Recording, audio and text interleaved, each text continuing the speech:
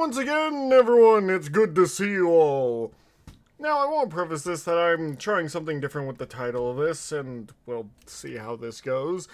But yeah, the Fantastic Four, I know at least quite a bit about it. Like, originally, Invisible Woman was called Invisible Girl and just had the invisible powers. Until they gave her the force field powers, which I felt like were kind of needed, because only invincibility doesn't, compared to all the others, doesn't really do much, and her new powers kind of elevate her to the most powerful one of the group. But yeah, I know the basic structure of the Fantastic Four. Marvel's first family. They are four scientists. I don't think, though, that Johnny was a scientist. He was along for the ride. They go up in a ship, get hit by cosmic rays, and get transformed into the Fantastic Four. And that's basically what I know about them. I know a few of their stories here and there. I know about the Malice story arc a bit. How it was apparently made better in a cartoon. I know that they fought Molecule Man. And, yeah, they usually deal with big concepts that they're trying to defeat by using their mind instead of just their brawn. I know Super Skrull has, got his powers from them. Like, he has all four of the Fantastic Four's powers. But yeah, we'll see what we can learn from B-Mask here, who has made some wonderful videos that I feel like you should all check out, because his Thunderbolts video is incredibly good. Astoundingly good. And, yeah. I feel like we should all just give it a try and see where that goes. But, well, what I mean is, go watch that video, because it's really, really good. Or at least listen to it. I know some people just listen to my videos in the background, more or less, but, you know. So, I just wanted to say a few things before we get started with this is, if you guys have any other videos you want me to check out, you can tell me in the comments, or post them over in the Discord. The Discord will let them have a higher chance of, well, me being able to actually see them, because, well, case in point, I do try to read all the comments, but sometimes I do get a big influx, so, you know. With how many videos I have it out at this point, it can just randomly happen, so if I miss your comment, I am sorry, that does happen, but yeah. We're going to go into this and see what he has to say about the Fantastic Four, one of Jack Kirby and Stan Lee's, well, main creations. And, well, Jack Kirby also worked on the Eternals and a few others, like it was the Inhumans, right? Yeah, I think so. Anyway, we're going to end this and see where B-Mask goes. Come on, I pressed the button. Conditions are right tonight. What? Conditions are right tonight. Okay, I wanted to make sure I didn't Let's just go. have a few Four steps forward. adventurers stole an experimental rocket Oh, in they the pursuit stole of it. scientific discovery, only to be bombarded with cosmic rays and crash land back on Earth. Mondays, eh? But Oh, this was damn. far from the end. Feels By strange. some miracle, they survived. The rays giving each of them Superpowers.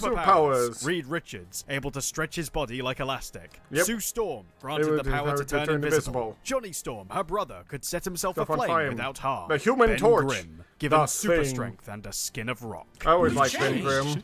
All of us. Together, we have more power than any humans have ever possessed. That voice acting is pretty You don't well. have to make a speech, Pretty big good. shot. We gotta use that power to help mankind, right? Right, Ben. Right. I'm calling myself the Human Torch, and I'm with you all the way. Same Oh. goes for me, the Invisible Girl. There's only one still missing. Ben? I ain't Ben anymore. I'm what Susan called me. The Thing. And I'll call myself Mr. Fantastic. And so was Mr. born the Fantas- Fantastic Four. Yeah, Yeah. we. Hey, where'd everybody go? I'm that Um, guy, okay? The one person you know who likes, loves the Fantastic Four. Good for And you, I get man. it, the word I always vanilla kinda like gets them. thrown around a lot, but it's so not true. They're really good and stuff. Yeah. They're funny and interesting, and I and, believe like, they are so. They're fantastic folks to know. Yeah. In the comics, everything else sucks. These guys have had yeah. nothing but bad exposure. So much so they've Like, kind of I would say the first movie was okay, but that other one was awful. Their stuff has not been great. I don't think they even ever made a video game for these guys. You know how there's usually a licensed movie game? Well, there used to be a lot of those. Yeah, these guys didn't even get that, so, Yeah. Become a bit of a joke. But the worst thing for me, the absolute Oh my god, it's so true. We're terrible people. Oh my god, what the hell is this? worst thing is when I see folks go, well, no surprise that failed, eh? They're outdated, they're stupid, they're Oh a my bunch God. of goofballs. The FF have always sucked. No, I don't think my so. Heart. People don't realise how important the FF are, or how good Yeah. their stories have been, how their success still affects us. Without them, there's no Spider-Man, no Iron Man, no Avengers, no Stan the Man, no King No Kirby. Stan the Man. There's no Marvel as we know them. There's no Really? comics. That's as a we hell of know a them statement to today. make. So, like, yeah, think on that's why you put on your spider jammies after having used your Hulk bath scrub. Is that Whole bath scrub? Yeah, of course. I think my it's God. time we reminded ourselves who the Fantastic Four really are, and how they changed comics forever. This is a Okay. journey unlike any other, into the life and times of Marvel's first family, their world, their Marvel's friends, their first adventures, family. straight from the pages of comics history. Face front, true believers. We're gonna True you're gonna see a lot believers? of mad stuff, I guess. I don't know. I'm a Okay, bit too why is he excited, I'm fighting- sorry, can't why help is he it. fighting I love it. apes? Right. Okay. Compose myself. This is it's been 2 years trying to make this, so I Oh. gotta really think. Okay. It's a lot to cover. But don't worry, I'll try to keep it simple. Okay. Oh, the I'm sorry, Impossible Man. What is this song? I'm probably gonna have to turn that off, so yeah. But yeah, a lot of nice images. Yeah, last time the video almost got copyright claimed, so yeah, I have to turn. Well, it got claimed, but yeah, the music got claimed. I should be more specific. I do like the Fantastic Four. I do like all the things they deal with. It's just, there's been a few good cartoons, I feel like, of them. Well, there's been one big one that they did, but usually they don't do well. I've always liked Ben Grimm. Out of all the people in this shot right here, Ben Grimm is my favorite. Because the thing is, he's just a nice guy. He's just a good man trying to do the right thing. And he's forced to look like that. I'm glad he has a girlfriend who's just loves him for who he is.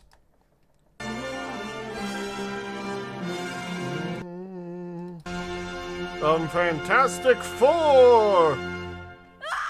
What? By the 1950s, timely comics were done Okay. with superheroes. Oh. World War II had been big for the genre, with people eager to read about Name patriotic more. supermen heading into battle, like Captain Captain America, America. Miss America, the Miss Amer- Destroyer, and Who? hey, hello you. When the war The Human eventually Torch. ended, people lost interest, and as Timely rebranded itself to Atlas Comics, they tried to find something, anything, Patty that would Wa- replace Patsy them. Walker. Horror comics, monster comics, strange They comics, did a lot of these. sci-fi comics, mystery comics, cowboy comics, So many. romance comics, cowboy romance comics, Cowboy a lot of romance. cowboy romance comics actually. Their rivals. Yeah, at there was a DC on the time in the US and in Europe where there was just so much love for like the cowboyish genre, which is funny enough because it overlaps a lot with the samurai genre. You know, the wandering warrior who's coming and passing through with nothing to his name but the blade or gun on his back, ready to fight for what he believes in. But, you know, that's the whole theme of it. You guys get it. It's an interesting setup, and I do like that we have a bunch of good movies like The Fistful of Dollars and The Good, Bad, the Ugly, and, you know, a bunch of other stuff. There's also, unfortunately, a bunch of samurai movies that I haven't seen. I have once watched, what was it? An anime of the Seven Samurai, but I don't know the original story, so, yeah. the other hand, never stopped making superhero stories, having erstwhile hit Yeah. their stride with a new team of heroes, the Justice Justice League of Erstwhile. America. Sorry, too many cowboy romance comics. Legend goes that Atlas's boss Martin Goodman saw what a success this was, and wanted a piece of the action, turning to his current writer and editor at the time, Stan some Lee, tea. to make their own superhero Oh. team. Stan hated this. He'd Really? been feeling restricted by his publisher's demands, writing basic genre fluff, and now here was more of the work he'd been trying to get away from dropped right into his Really? lap. It Huh. was almost the last straw. So I really wanted to quit and try something else. And I remember Joan said to me, Joan you know, Lee? Stan, if you want to quit, before you do, why don't you do one book the way you would want like it. to do it? The worst that happens is Martin will fire you, and so what? You want to quit anyway. With She's this got a in good mind, point. he approached penciler Jack Kirby to help him come up with a new project. Jack was already His wife was very smart. Like, she's not wrong. Just make it if you really are going to quit, if you don't want to do this anymore, then do it the way you would want to do it. And then if they fire you, then so on. You were going to quit anyway.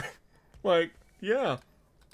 It honestly works in the end there. successful comics veteran, having co-created the wartime hit Captain America, Oh. and had allegedly been developing a similar concept, Really? borrowing ideas from a series he'd already published with DC. Challengers the history of the isn't Unknown. entirely clear on who did what first. There's a lot of claims to get caught up on, but Of it's course. certainly clear that this creation, published in 1961 under the new company banner of Marvel Comics, was something rather, different. Only weak you're Definitely strong is different. between your ears. Sit down, Junior. Ugh, I don't know how you got our number, but honest, this isn't Sam's Delicatessen. Your What? thing. This makes Sam's you look even more Delicatessen. glamorous. I ain't gonna wear this full outfit. I'll warm it up for you, big guy. Ouch. This would make the kookiest hat. Stan's the heck? frustrations were let loose on the mad pages Jack drew up, creating a badly behaved set of characters unlike anyone we'd seen in comics before. Oh. For years, superheroes had been about expositing truth, justice, the American way, not the FF. Oh. They bickered, they got on each other's nerves, they tripped up, Oh. they made stupid wisecracks and didn't listen to reason. It was chaos. People loved it. The biggest Oh, sign yeah. of success was less the way people reacted, and more the number of them. Fans used to only Oh. write in to point out mistakes, and now letters were pouring in from people who responded strongly to these characters, Because asking they about were their lives as flawed. if they were real people. Oh my Stan God. realized there was a chance to foster a loyal audience, treating his readers with the same respect they were Fantastic paying his Four. work. He Aw, encouraged that's their sweet. questions, gave them imaginary badges of honor for getting involved, and in some cases, even made their points of discussion in the comic itself. And we had Oh almost yeah, never there was times where Stanley literally in the comics is talking directly to the people. I think that's where he got his line, "So on, true believers," and whatnot, because he's talking to the reader in a way, and, well, everyone likes to be recognized every once in a while. So, yeah, yeah. I think it was I think Stanley is very good at recognizing the trends and in some sort of way in what people want. At least in my experience, but I could be wrong. But yeah. gotten fan mail before. And all the letters said essentially the same thing. We love the book. It's the greatest. We'll keep buying it forever. You're the greatest writer. Jack is the greatest artist. It's terrific. But if you don't give them costumes, we'll never buy another issue.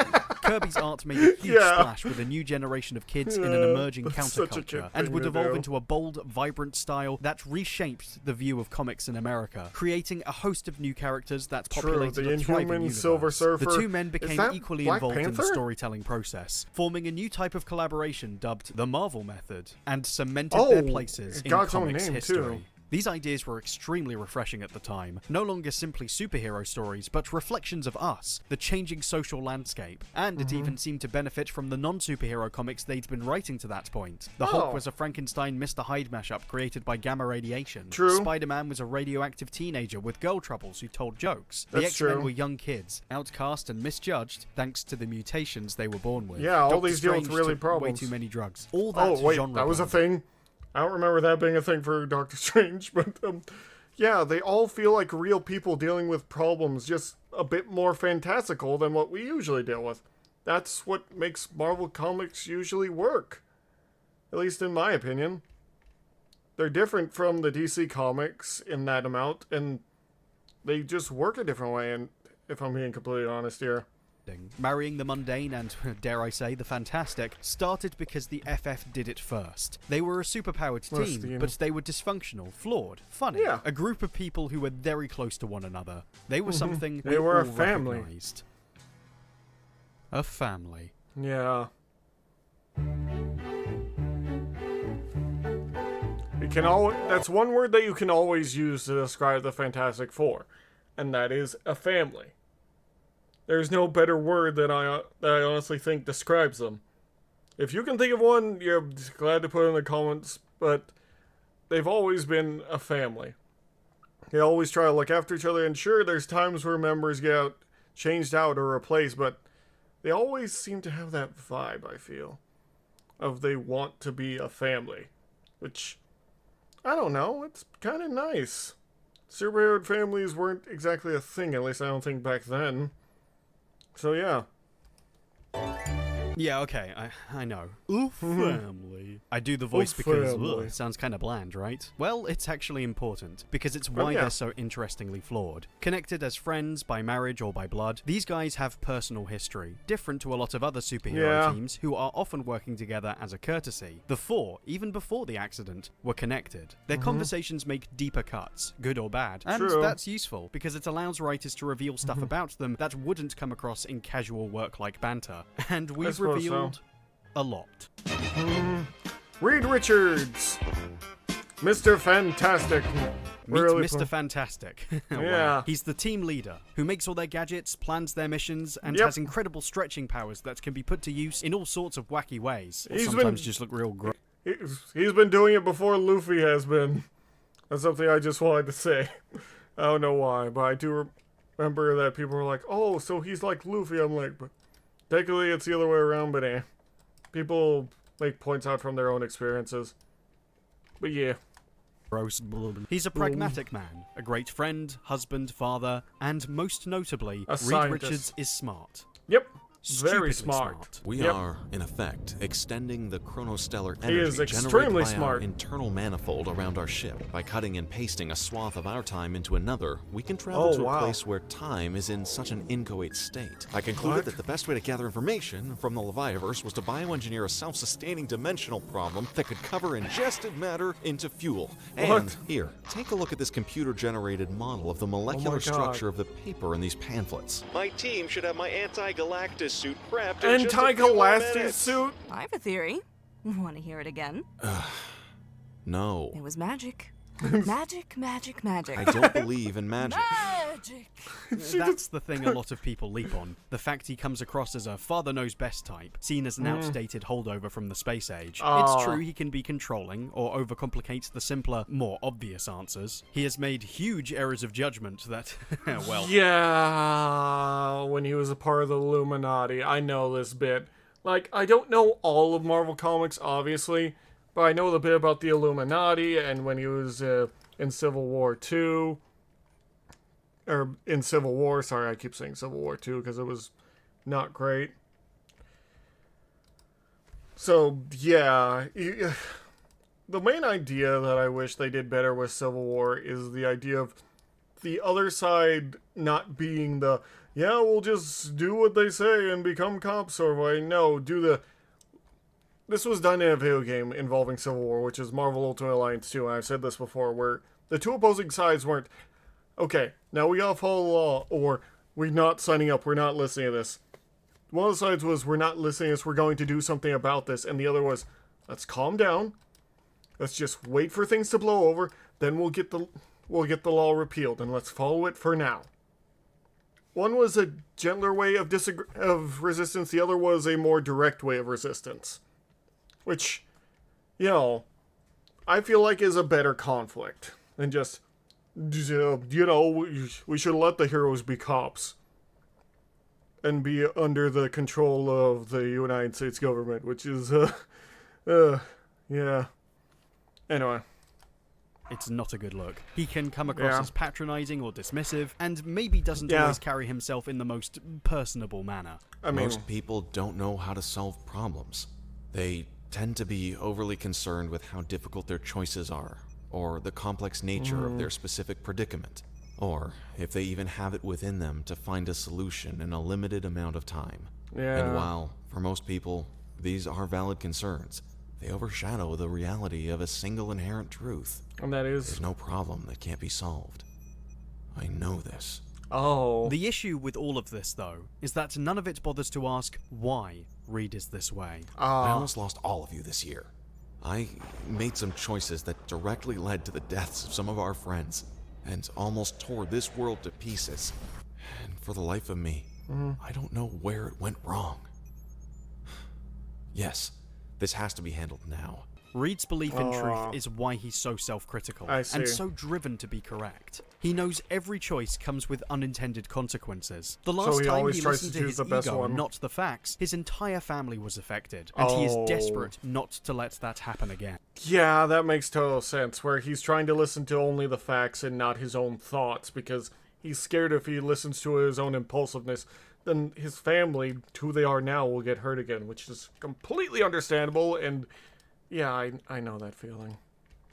This is where his distractedness comes from. No matter how smart people think he might already be, he's always trying to stretch his understanding Always trying to find be the smarter. best answer to solve humanity's problems. And it's telling that, to him, the only logical option is to use these powers to save lives. Yeah. I know this is a terrible thing I'm asking.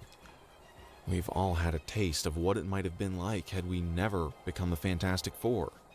But we are the Fantastic Four, and that means we have responsibilities. That's why the team is so willing to follow him. They know he'll eventually have the right answer, And he'll he have does his figured it best out for his the right family. reasons.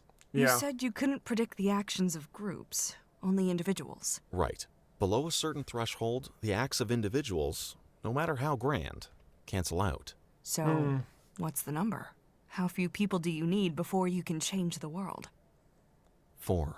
Get out of here. Now. Oh. Sue Richards, show you or why. Sue Storm originally, but you know, that's a thing. Don't want a woman in your little club? I want vengeance! Oh yeah, that was her hairstyle from when she, after the Malice thing. You got shit! Yeah, she's very angry if you mess with her family. This is not how you plan things to go. Wrong battle, wrong world, wrong lady. On your Yeah, feet, old she can man. be pissed. Everyone still needs saving. Okay. Sue Richards really is a is force the of core. nature. You think her power's just a game of peekaboo? Wrong. No. Sue's powers go beyond simply turning Don't mess invisible. with her She family. can create force fields, projections, turn other people invisible. She can turn your eyes invisible. Oh. The woman's a tank, always discovering new depths to her abilities, and not afraid to cut through the guff. Don't try attacking me while we're talking. Oh damn. Let's have a look at your chest cavity. I'd have Oh. lost that bet. You do have a heart. A man as smart as you surely knows what would happen if I used a force field to block your 3 main coronary Oh arteries. goddamn. She's also very smart, which is horrifying with a power like that. He fainted. Where'd you learn Yeah, that of course. stuff? I don't know. I think I saw it on Grey's Anatomy. Alright, I won't overdo it. Sue's tough, but she Yeah. cares. Of Having course. practically raised her kid brother Johnny alone since she was a teenager, she's very familiar with protecting others and shouldering major responsibilities, qualities that make her the ultimate mom. Really, Reed's yeah. attention is always on the mechanics to arrive to a solution, so Sue takes on the practical, immediate approaches her husband often can't, She's across the the entire mother, yeah. household. Why are you cutting off the crusts? Have you seen how many kids we have running around here? Almost all the children prefer them crust-free. Except, well, Val. I'm shocked. Yeah, she says there's no difference between the crust and the insides, and that exclusion is a waste of time. Then Reed always says, not necessarily. Consider the fact that a Oh person my is the God. same 5 minutes before they are dead and 5 minutes after they are dead. Then Val always says, exactly. And on it goes. Crust or no crust? No crust. It's a lot to deal with, sure, and she gets frustrated, course. getting even or lashing out. Remember Yeah. this outfit? Oh gosh. She's I thought about did not know she got an outfit like that. If people put that in the game for Marvel Rivals, I know some people would freak. I mean, there's already people that freak over her, and even Namor does that on occasion because, well, Namor is gross and won't leave the married lady alone, quite literally. Though it is kind of sweet to see them acting all family again in Marvel Rivals, like, and also Spider-Man being there because he's basically a part of their family. a solo career or being in the arms of a prime toy boy, but the alternatives just don't cut it. After Yeah. feeling so suppressed by life, here's a chance to show her worth to the world as part of a force for great good, with people she cares Yeah. about. Something I think she gets maybe more than Reed. A chance to get back everything we've That- ever yeah, I wanted. I Everything we've been believe denied that's since I true. stupidly. Reed, I don't think any of us truly wants to be normal. Whatever that means. Whatever that Even if means. we did, we can't be, sweetie. It's not our... our destiny. It's not who they are. We are who we are. Sue has flourished thanks to the support of that family, who she'd do Yeah. anything for, and there are no bones made about her value, even if it's something yeah. you can't see. It's an extraordinary life, and an extraordinary way to give back to a world that has been so good to us. Some people say you're the heart and soul of the Fantastic Four. That's Ben. Maybe. But some people say you're Reed Richards' compass. That without you, he flounders. Some people say that without you, there is no Fantastic Four. Some people are too kind. Oh. Johnny! Johnny! Johnny! The young impulsive one. Storm! Oh boy. His middle name is Spencer? I did not know that. Yeah, he's the impulsive one that usually gets himself into trouble because, well, I think he was basically a teenager when all this happened, but yeah. Johnny Storm's always been kind of impulsive. You never really know what to deal with him. He's dated a lot of aliens and other such things, and yeah. That's something that apparently happens a lot that I didn't know about. Thank you, Twitter. I didn't need that information, but you know. That's how it goes, I guess. Comics are weird at times. Like, they're fun, but they can be really weird when writers go in weird places. But yeah. The Human Sue's Torch! little brother Johnny is a real hot rod, a fire starter, a smoking gun, a Yep. barbecue-y kind of guy. He's the youngest of the four, and the one most concerned about his image, so it's kind Yeah. of fitting he gets the power to set himself on fire with a cry of Flame on! How about this glitzy chariot of mine, lady? Another autograph? Oh, well, Oh, of protect course. the supermodels! So take the supermodels! Oh my god. Now What is take he yours, wearing? I don't want to have to get tough. Oh my god. Hey, Johnny, why can't we join the Fantastic Four? We're your pals, ain't we? Oh my god. Shut up, will you? I got a thing. With his sister taking the lead, Johnny's remained a perpetual teenager, obsessed with Yeah. cars and women and money and burning things to literal ash. He works fast, thinks fast, talks fast, and now he can fly, so it's like, oh, how annoying. You'd be forgiven for thinking he seems pretty shallow. You'd certainly not be the first to Oh. do so. I don't Hi, Dory think he Doll. is. Your dreamboat's back. I've But had he's it. done some I dumb want things. a boyfriend, not a blazing juvenile show-off in a silly uniform. Crystal, help! My flame is out of control. Do something quick, unless you want to see me crash. I'll do something. I'll shut my eyes. Baby, Oh, wow. I'll tumble for you. What the? Torch, you got no class, man. What a mess, right? Wait, was that Mandalore? Was that Mandalore in there? What? I just like hearing, Torch, you got no class, man. Like, that sounded just like it was. You have to tell me below if that was Mandalore Gaming. Yeah, I don't know what it is about Mandalore, but he has like the perfect monotone voice for some lines.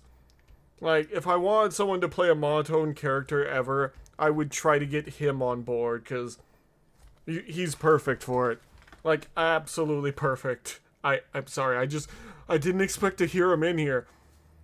It's like one of those weird things where you see someone that you're not expecting in a movie. Like, they're just suddenly in there. Yeah, he thinks so too. The secret to understanding Johnny is to look at his track record, how determined he is to find lasting love. His breakups often with women who end up outpacing him in their own action-packed lives. What he clearly craves is depth. And unfortunately, And he understanding. doesn't think it's deserved. I thought I'd hear from you, Johnny. I thought you liked me. What about me, Johnny? You said you loved me. Oh, Was that dear. a lie? But you married me, Johnny. I thought that meant something. Spend my life with you. Oh, Spend no. my life with you. Don't understand. Oh god, Don't poor understand Johnny. like it do to you! The kid's not stupid, just insecure, terrified Makes of not sense. being able to live up to his responsibilities, of failing and hurting innocent people, the constant pressure now represented by a very scary ability. He pretends nothing's accidentally- wrong, cracking jokes and showing off for the crowds, course. but he wants to get control of his life, to be better, and he knows he's with the best people to change that, to keep the hope burning bright. Because if, well, anything happened at any moment, he could actually hurt any of them. Which is why, as a kid, you mostly play it off like nothing, it's not such a big deal. At first, I was doing it to look after my big sister. Like she needed it.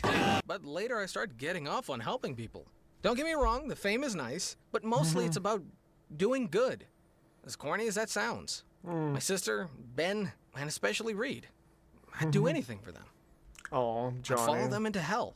Hey, I've always believed in you, Johnny. You're gonna do great. You're gonna shine. Don't screw up. Don't screw up. Johnny screws up next. They do like messing with each other. Kick me side. He likes messing with Ben, and Ben likes messing with him back. I'm told that the torch arrived at the park on an already brutally hot day, specifically to terrorize and taunt young children. Oh my God. And that he may have been Let's naked talk about at Spider-Man. one point. And here I thought I was saving this tape for the game. This is much better. The Best Ben. Old Johnny. Volume 32. Ben Grimm, my favorite of the ones. The Thing. Super strong, made of rocks. The Yep. ever-loving blue-eyed thing is a bit of an icon. With a heart of an gold. idol of millions, if you will. The others come from uptown or have weird family history, but Benji's a Yeah. blue-collar Jewish kid from Manhattan's own Yancey I didn't know Street, he was and Jewish. his view of the world, thanks to his sweet Aunt Petunia, Oh. is more straightforward. I'll pulverize you. What in the name of Aunt Petunia? What in the name of Aunt Petunia? What a revolting development this is. They always get his accent right. Favorite breakfast. Red hot, right off the griddle. Oh, nuts. I'm too hung up to think of food. Oh. Well, maybe I'll just take a bite, so as I can keep body and soul together. I don't Some wanna good hurt your pancakes. feelings after all, Susie. You see them all. Becoming the Thing was a struggle. Back Of in course. college, his dream was to be an astronaut, and he knew his Yeah, roommate he and was the pal, pilot. Reed Richards, was the only person who could help him get there. Unfortunately, their accident many years later ended up affecting Ben the most, something Reed has never forgiven himself for, Of and now he course. finds he's treated very differently, as a celebrity, or a joke, or a Yeah. monster. Oh yeah. Daddy, he's looking at me. Just don't look at him, son. Oh, Okay? He was poor angry Ben. about it for a long time. Understandable. But Yeah. eventually, the change gave him a new perspective. Yeah, fighting monsters, saving lives, being super strong and durable, there were superficial perks. That's Yeah. not what mellowed the big guy out. It was rediscovering life beyond Ben Grimm, finding Alicia Masters, Yeah, who was her. blind and loved the man behind the rocks, getting a new home and extended family who all respected the hell out of him. Oh yeah, he later they adopt some kids who I think one's a Skrull and one's a Kree. Yeah, I heard about that bit. That was real sweet of them. I guess in a way the Fantastic Four family grows on, and they gain new members, and it grows from being just more than four. Yeah, that's just me being trying to be a little poetic. I like Ben Grimm. He's always been this big lug who just tries his best to help people. And I've always kind of liked that about him. He may look scary, but I've always had a thing for, guys who look like monsters with a heart of gold. Anyway. Visiting worlds light years away from the Bronx. I was an ordinary Joe, a pilot. Loved flying aeroplanes like nothing else. Then overnight I got mitts that couldn't hold a fork, let alone a joystick. Every night I'd go to sleep and pray I'd never wake up. Oh, Ben. But that was one day. I lived another and another. Safest bet was to stay in my room. But sometimes I found the courage to live like I wanted to live. And those are the days You I always saw found alien friends. planets and goblins and underwater cities. And for all of my crabbing and complaining, I wouldn't trade my life for all of the safety there is. Not if you live a life that's worth the risks. Ben keeps everyone grounded, the sturdy guy Yeah. they can lean on, and his achievements inspire people to aim high no matter where they come from or what they look like. Reed feels he cursed his best pal, but Benji Oh. Grimm is sure he made the right decision to follow his old friend. I do remember seeing a little bit of a comic where, basically they give Ben a potion that lets him be human for a day every year. And so Mr. Fantastic goes in the future to see how long he'll live and how he does. And at the end of it all, he just decides to go back to it and hand Ben a beer and they both decide to drink together. So because he realizes he just wants to spend time with his friend. Really gonna stick around this time? If that's okay with you. Oh. And you're sure you don't need to go build some kind of anti-doomsday thing? Save the world or something? I'm good.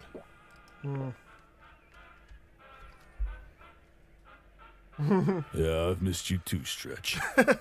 The family dynamic. Yeah, I think that was from that bit, from that comic, because he wanted to drink with his best friend and be with him for a little bit. Balances their baggage nicely. You get different combos of characters that complement each other, Yeah. even when they're at odds. Everything they do and are commenting on each other's existence. The same can be said of their powers, which reflect their personalities. The impatient guy sets alight, the dependable one's made of rock, the secret MVP turns invisible, and the smart multitasker stretches himself in all sorts of directions. True. People have correlated their powers to the 4 elements. And Really? it's true of their personalities too. Components that work fine alone, but together form a complete unit. Yeah. It's a good metaphor. Another key to the city. Hey, if we ever find the door to the city, we're in.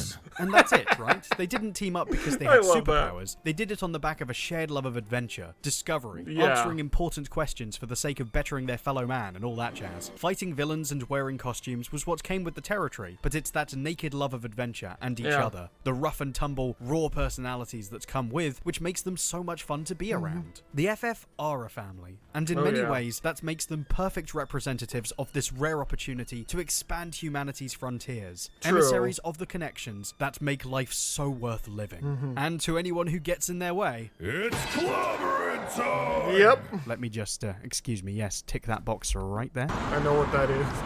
Yeah, friends. As with most Marvel characters, the FF don't live in a fictional city. They They live, live in among New us. York. They live in New York. Yep, the Big Apple. There's actually a lot of superheroes in New York, like a lot of superheroes that live in Marvel's New York. So it's just like crawling with them. I feel like I always wonder, why isn't Spider-Man allowed to get a day off? Yeah. The Four's home Yeah. is the Baxter Building, right in the Yeah. heart of Manhattan, and having superpowers hasn't stopped them from experiencing all the stress of city life. Oh, They got yeah. caught in traffic, their neighbors complained, they went bankrupt and had to take on new jobs. There was Oh, always yeah, I some heard kind this of red bit. tape to deal with. Even had to hire an official mailman to deliver the mountain Oh of letters yeah, they they have an getting. official mailman, which in the first movie was Stan Lee. I don't know if the official... There's also one comic that I know about where Deadpool accidentally almost kills their mailman, so he does everything he can to try and help him, including going to Wakanda to get vibranium for his heart. I'm starving. Blasted wise guys. I bet it was that crummy Yancey Street gang. Stop hiding, you yellow-bellied Yancey Street yahoos! Swat.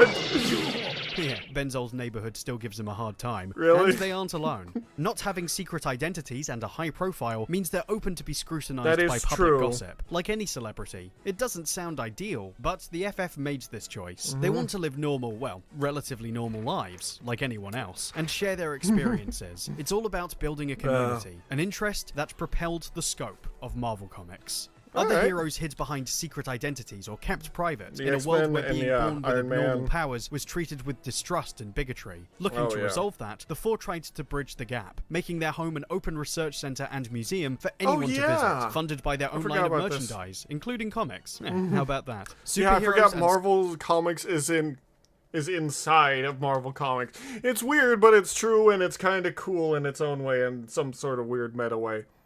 And apparently the Impossible Man has one in there, too. Civilians alike come and go freely from the plaza, and the Four can be seen hobnobbing with the great and good, Yeah. whether it's swapping notes on radical scientific discoveries They or do this enjoying all a the night time. out on the town. You want a real party though, you go to Benji. Line 'em up, Oh boys. yeah, oh yeah. They sometimes have a poker night with other superheroes.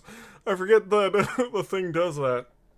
Chips on red. The guy has a natural rapport with the other heroes. and Yeah, it's led he's to just him a joining down-to-earth bunch guy. of different teams. Ones he can make time for when he's not wrestling with his rival, the The Hulk. Hulk. So, Yeah. what can you bench? Hulk smash bench.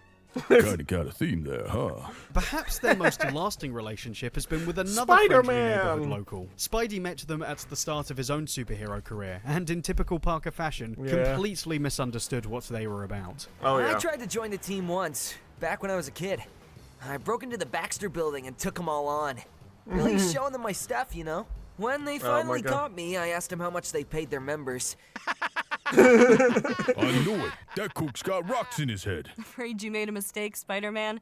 We're a non-profit organization. We pay no salaries or bonuses. Any profit we make goes into scientific research. Of course it does. Get Of course. in our own place, pal. This isn't General Motors. I was so embarrassed. Peter did eventually earn their trust and became one of Yeah. their closest friends, Like, even leading. like quite literally, from what I've learned from my friend Fable, they are so close that that they basically treat him like he's another of the family at times.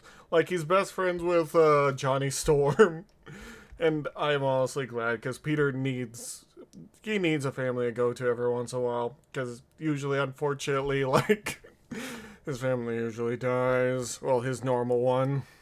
his own FF, which, well, that's a whole other story. Wait, that was a thing? He had his own Fantastic Four made of Wolverine, Ghost Rider, and Hulk? Or was that Joe Fixit? Because, God forbid, Fable's gonna get angry if I don't mention that it might be Joe Fixit. It's mostly Johnny he hangs out with, both being around the same age. Yeah, and they have that a makes friendship sense. that blends like oil and water. How do you do it? Do what? Don't mock. I'm new to this. You've had years of experience at it. What are you talking about? Come Yeah, on, the what public has hated you for years. Tell me how you get through the day as a complete loser. How did you live this long? How did you live this long? Hey, I can barely hear you. Are you there? Yes. Good. What's taking you so long? Hurry up. Oh, did you remember to get the chips? Thanks. Oh my god. Kill Johnny Storm. Dispose of body. Collect insurance. Collect See you around, insurance. Spidey. See you, Ben. See you, Mr. Fantastic. See you, Sue. Get bent, Johnny. The FF's quest for knowledge has taken them well outside love of it. New York too, and it's on those quests that they shaped out the basic understanding of the Marvel Universe as we know it today. They went to space, they explored hidden cities, they went back True. in time. Ben is legit Blackbeard. This is canon. Wait, yo. what? And they even traveled across dimensions. Each time they did, they made an effort to build rather than destroy, and in doing that, they essentially built their family out too. Sweet Yeah. Christmas, you wouldn't believe some of the stuff we went through. Power Man. I love those Luke guys. Cage. Anytime they need me, I'm there. Aw. I did get paid though. Business is business. You I know what I'm understand. saying? They discovered the mysterious land of Atalan, populated Oh, yeah. by a The superpowered race known Inhumans. as the Inhumans, rejected alien experiments on mankind. Their leader, Black Bolt, and Mm-hmm. his wife, Medusa, have become firm friends of the Four, and Yeah. members of their royal family would go on to join the team's adventures, including the Yeah, I young do know this Crystal, bit. a brash, peppy girl with elemental powers, and Lockjaw, who can Lockjaw. teleport and who isn't a dog. Imperious Rex! Oh, An great encounter with wartime- Namor. Ah, great Namor. Hero Namor the Submariner, a half-human, half-merman prince, brought the world of Atlantis back to He's the also a MU, mutant and had for the some monarch reason. forever tied to the team from then on. Fish pee, fish pee, fish Yeah. pee, fish Yeah. pee. His What the- arrogant infatuation with Sue Richards is a bit worrying, to It's say the least. more than the a bit. novelty being that she returned his interest, which has been a source of tension for years. I've Understandable. tried to get her to leave you. She will not. You need to dedicate every part of your day to her and your children. Every day. I do. You do Yeah. not. How did we get on this? Even Yeah, on those I just like that Iron Man's there in between this. Just in that one panel, just being like, why am I here? Why am I dealing with this? Because if I was a superhero, that's what I would think. Like, I just want to. This feels like a conversation I shouldn't be a part of. Maybe I should just back out a little. occasions when we have found ourselves in conflict. I Oh, have yeah. found Richards to be an unquestionable man of honor. Sue, have you Mm-hmm. seen my... What's that statue doing here? Paying attention to me? They were the first Oh to visit my God. Wakanda, a technological city Oh, yeah. hidden deep in the African jungle, which introduced They us for were, the huh? first time to its ruler, Prince T'Challa, the Black T'Challa. Panther. That guy never went anywhere, right? It is true. I didn't realize just how much the Fantastic Four had expanded the Marvel Universe. I didn't realize they were the first people to, well, learn about Wakanda. I knew about the Inhumans bit and about them going around, but they really are the people to kind of establish everything in their comics. That's how we meet a lot of these crazy people. Wow. They were the first people to meet T'Challa. That's crazy. Wow. I feel like every time I learn something new about the Marvel Universe, I feel like I am getting shooketh to the exact core of myself because I don't know what to think. I'm like, I thought I understood a little bit, but I guess not. Sold small portions of vibranium to various scientific foundations, enabling me to amass a fortune, the equal of any on Earth. So that's how you could afford that far-out mechanized jungle of yours. That? Oh. I just did it for a lark. Actually, Really? T'Challa has been very involved with the FF. When Reed and Sue decided to take a break from the team, T'Challa and his wife at the time, Oh. X-Men Storm, were invited to take their place. Really? It was pretty boss, man. Went to That some explains that one weird panel I saw where for some reason the Thing was holding Storm's hair, and she's like, "It's real, pull it." And he had to explain it to T'Challa. Now wait a minute, I can't explain it. And he's like, "No, I understand." She gets real. She gets like that about her crazy hair. places, rediscovered an alien dimension, Oh. met alien Martin Luther King. Wait, what? For real? They're nice people, and they fit That in was- perfectly. We are not going to walk away from this without getting involved. The prudent course of action. I know. We're still not walking away. Please, don't make me embarrass you in front of your friends. You would, wouldn't you? Not unless you force me to. Okay, you know, I'm sorry I brought it up. This is not a weave. Oh, this Go bit. ahead. See for Yeah, yourself. this. Pull my hair. Are you nuts? Do it. Okay. I He didn't think want. I proved my point. He doesn't She's want to do. very sensitive about her hair. Yeah. The roster changes Yeah, it so was the talk frequently about. for long stretches, and even when people move on, they're always welcomed back. What's Yeah, fascinating like a are the growing kinds family. of people who filled those roles. It's never about picking exact representatives of the Four's abilities Yeah. or managing an organization. These people aren't tokens. They're chosen because they fulfill that family dynamic. Yeah. You have to be a friend or a godparent or You have even to just be someone with the right friends. chemistry. This ends up benefiting the superhero world at large. It really does. Those deeper relationships bridge the gap between so many different communities, offering solidarity on a more trusting, Iron Man there, personal too. level. And the people who get that really get it. Their Yeah. antagonists continue to make the same mistake. They aren't a team. They're a family. Oh, sure, it's a family. Yeah. But it's an extended family. Yeah. The Richards took me in like I was one of their own. Me and Vanna, quite a thing going on for a while. She thing. Oops. Didn't mean to make a pun there. Everybody on the team treated me like a woman, not a freak. Aww. You couldn't ask for better friends. But not everyone is so... Blah, blah, blah. Impossible Man. Oh, great. The cringe. They call me the Impossible Man. And now that I know what these video essay things are, Oh, I'm no. going to make one about me. I come from the planet Pop-Up, and we Pop-Upians can turn ourselves into anything, just by Oh, thinking dear. about it. Each of us contains the entirety of our population in no. our DNA. Note to self, bring back entire race. Aha, I have it. I will What? clone myself a mate who will be known as the Impossible Woman. Will you be my mate in this adventure called marriage? What the Since we hell share is the going same on here? consciousness? Yes, I sure understand Earth women. Bye, son. Be a good boy. Sometimes I hate myself. Sometimes the I hell? hate myself and everything scares me. This is the Oh. best vacation I've ever had. I'm He going to stay doesn't here like and the kid Impossible around with Man. you always. Oh, I'm so glad I came to Earth. It's like one big party. We have released our full genetic potential. Oh yeah, this bit. You are no longer risk extinction. You're also inefficient at reproduction. If his attempts succeed, it will take her 9 months of gestation to produce an offspring. Ah, This is put me getting down. weird. Put me Yeah. down right now. He doesn't like the Impossible Man, huh? It's enough of that. Okay. Pose. Where's Doctor Doom?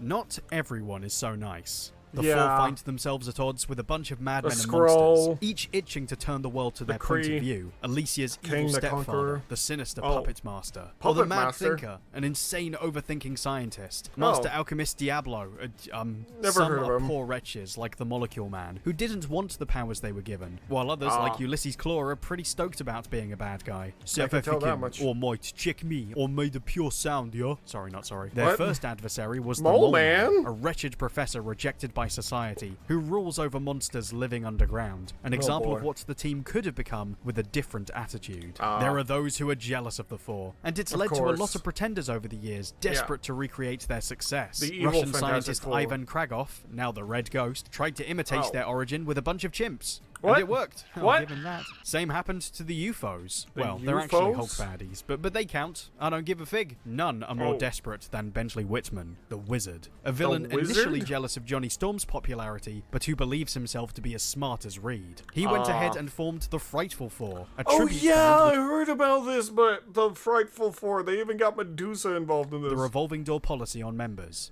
Mainstays include Spider-Man villain Sandman, or his Sandman? rival, Hydro Man, the Oh, powerhouse Hydro Man. Thunderer, or her even more vicious replacement, Titania. Titania is Stop big. giggling. Medusa was a Titania. founding member, but went back to being queen, because hanging out in Wizard's living room was definitely a bit of a downgrade. Yeah, of all definitely. the goons, one has stayed the most consistent, a lowlife called Peter Petruski, and his glue gun. Paste Pot he wasn't Pete? too hot on his original name, Paste Pot Pete, so Yeah. he renamed himself the Trapster. Yeah, okay, now you're a badass, Mr. Purple Glue Man. All these Purple guys Glue are Man. as dysfunctional as the FF, but without the underlying moral compass or empathy between each other needed to function. And Yeah. that's really funny to watch. Concentrate on his weaknesses. Yeah. Oh, maybe we take the children, huh? No. He wants us to think his weakness is his family. What? Unless he knows Mole we know Man? that, and then he's showing to us precisely where he's weak. But by What? showing us, he's letting us know that this isn't a weakness at all. Two women came before King Solomon and claimed a child as their own.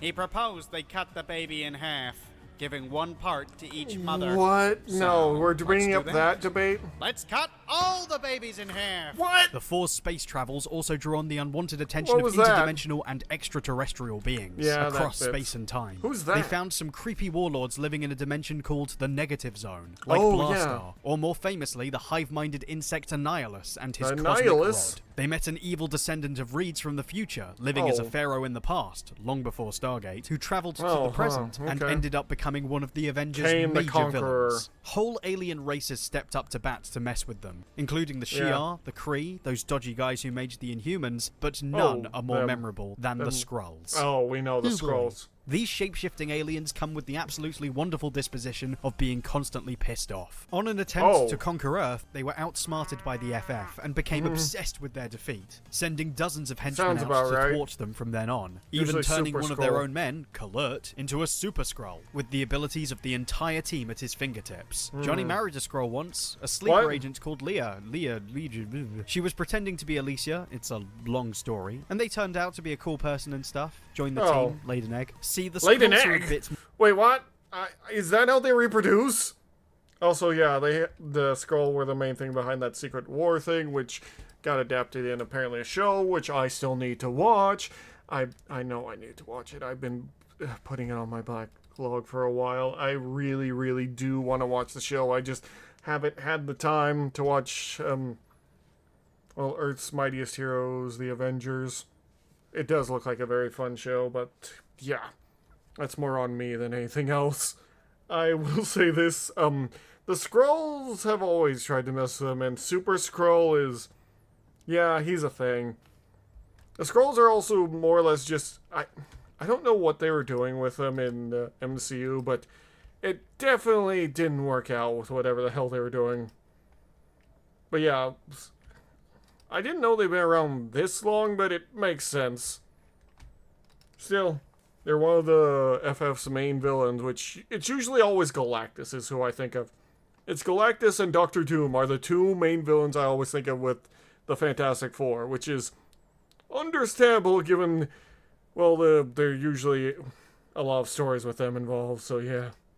more sympathetic. Their empire got screwed, and the little gremlins went into constant panic mode, desperately searching for a new home while duking it out with the Kree to be crowned king of the space bumblegoofs on a regular basis. Yeah, they I bow call with the them Kree all the space time. hillbillies. They've been feuding since before dinosaurs walked the earth, and they'll be feuding long after we're gone.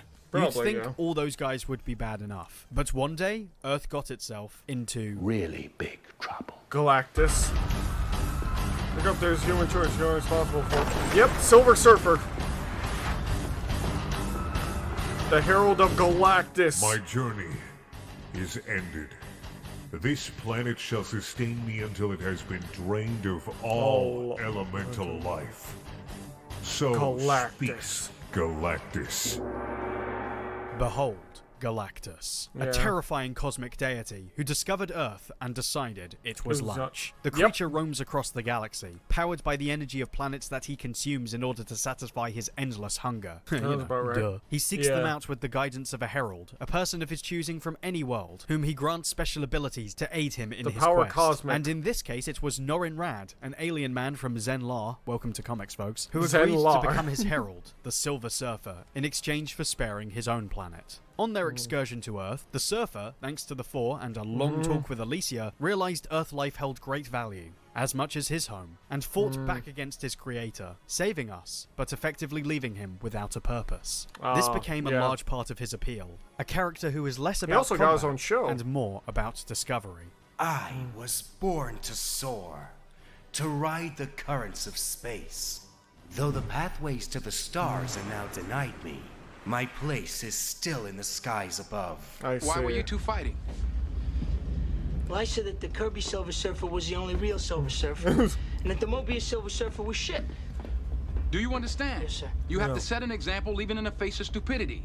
Now, everybody that reads comic books knows that Kirby Silver Surfer is the only true Silver Surfer. Now, am I right or wrong? Wait, what? You're right, sir. All right, get out of here. Yes, sir. The FF's encounter with Galactus was a watershed moment. This was a guy above good and evil, who nobody could He was a possibly beat. Practically a god. He's basically he is basically a force of nature. You can't really do much against Galactus because he is just that. He's not good or evil. He is just is. He has no real form of morality in any such way. And sure, there have been people that have tried to kill him or tried to starve him, but Galactus just kind of exists. And he kind of just does a job that he's meant to fulfill. That's kind of Galactus. It was emphasized by the appearance of the Watcher, The Watcher, a character created Muatu. for the comic who observed moments of great significance in the universe, and who was used to build hype for the monumental nature of this tale. But the kicker was that, in the face of all this awesome, unfathomable power, the FF could totally deal with it. You have to understand, the Earth had never been invaded before. Galactus was like the judgment of God standing in Midtown. But does make these four sense. guys, they took him on and made him say uncle. They Yeah. saved us all, and they stayed regular people. Always a good morning, Willie. How you doing, Willie? Good people. A real family.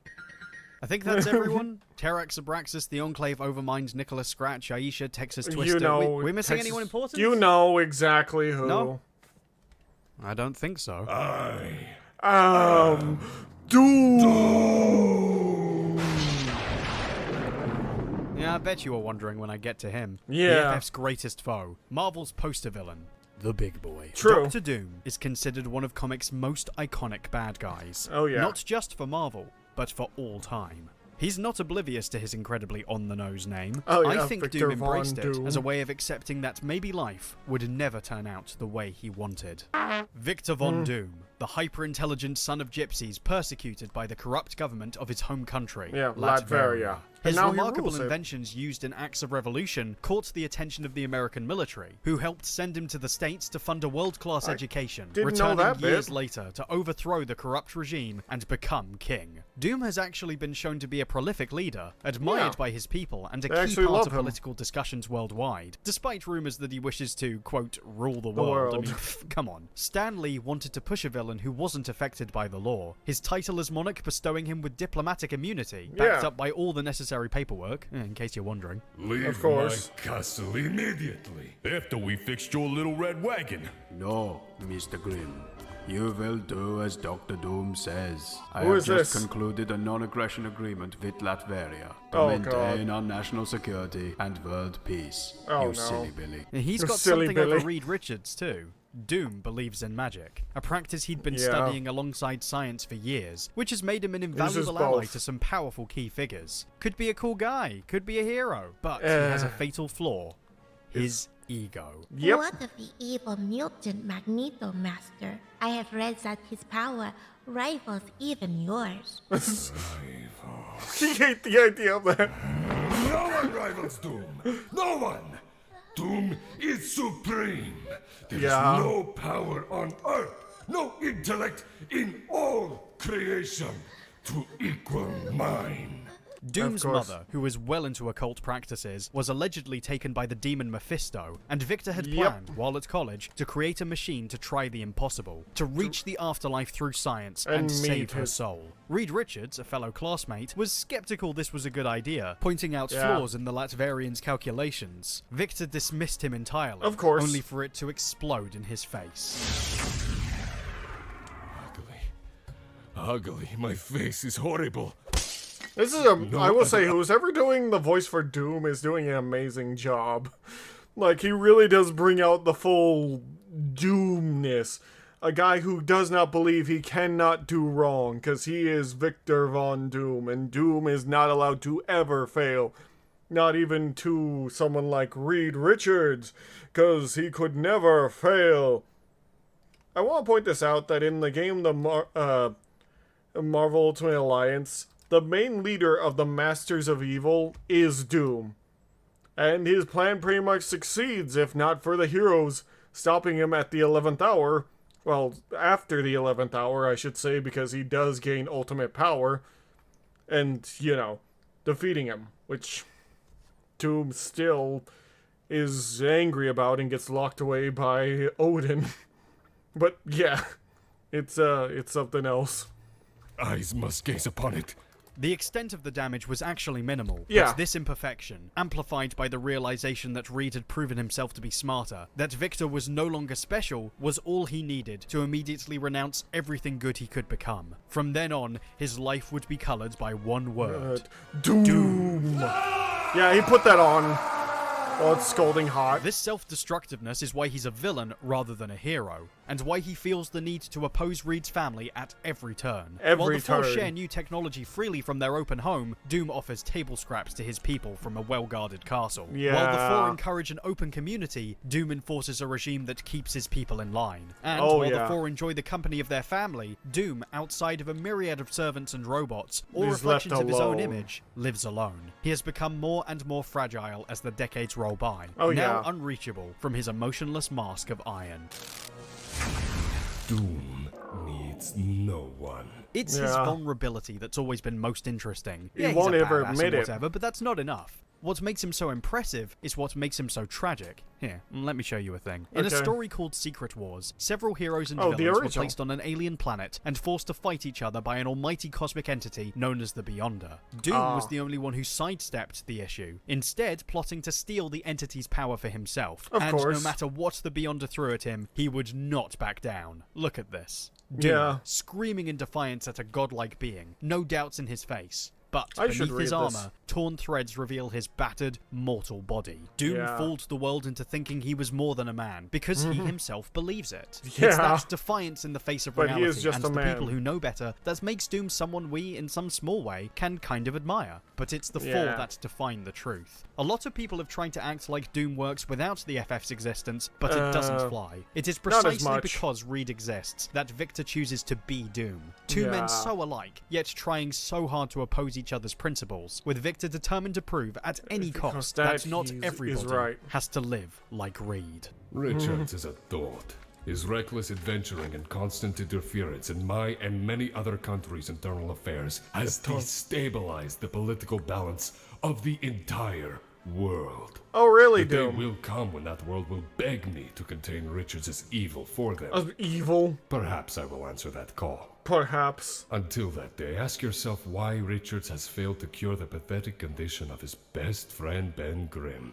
This interview is over. Doom has spoken. Doom has spoken. Shut up.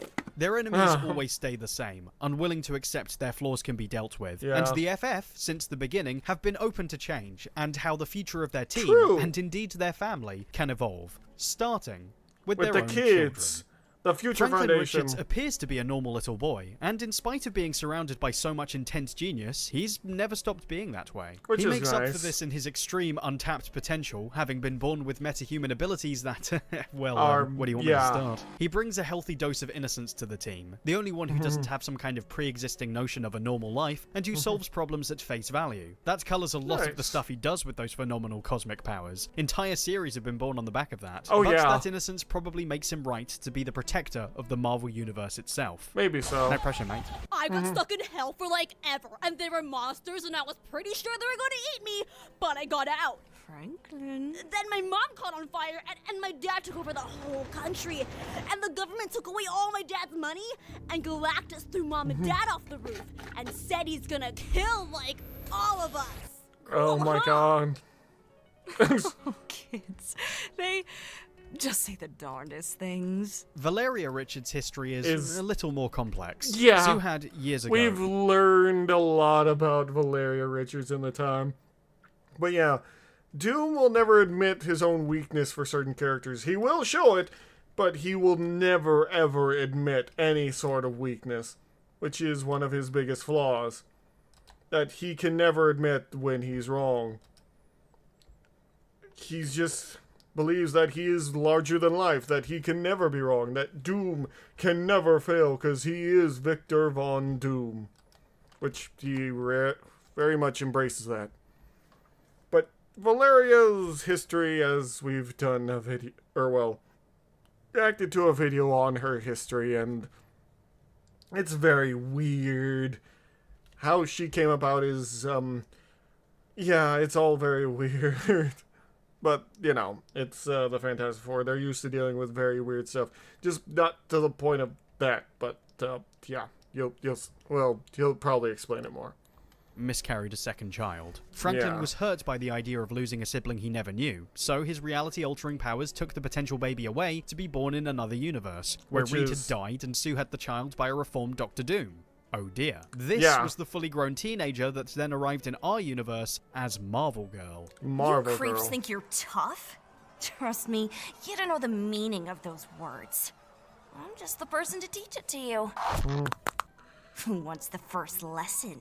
She represented a troubling future, but eventually was accepted by her parents. Not and as it so surprising. happens, she, through Franklin, sacrificed herself to be born again in this universe. As you do. This proved pretty complicated for poor Sue, the cosmic pregnancy being a bit... Of course. And unfortunately required a house call from a doctor who, well, you know. It had grim implications that would be paid off. But it's worth noting that it essentially made Doom part of the family. Whether Reed, he... I don't know how he did it. I don't know either, love. And I don't care. Your gratitude is overwhelming, Richards. But I will receive some measure of satisfaction from naming the girl. No, Yes, you will, Reed. I agreed to it. She agreed because Susan at least knows that I am a man of honor and style. My god. I would Style. not be so crass as to name the child Duma, for instance. No. He does have some level of honor. She shall be called Valeria. I place you under my royal protection. Which he does. But Valeria, if anyone is ever foolish enough to strike at you, they will deal with me. Whoever does the voice Enjoy acting your is amazing family, for Doom. Richards. And remember every time you look at your wife and daughter, that Doom saved them both, when once before you could not. There he goes. Valeria herself has always been an interesting character, either as a snappy bubblegum rockstar hero or a super intelligent, precocious child. But at her core, she has always had one brilliant character trait that is both a joy and concern for her family, and that is always being way out of her depth. Take us to your father, young lady.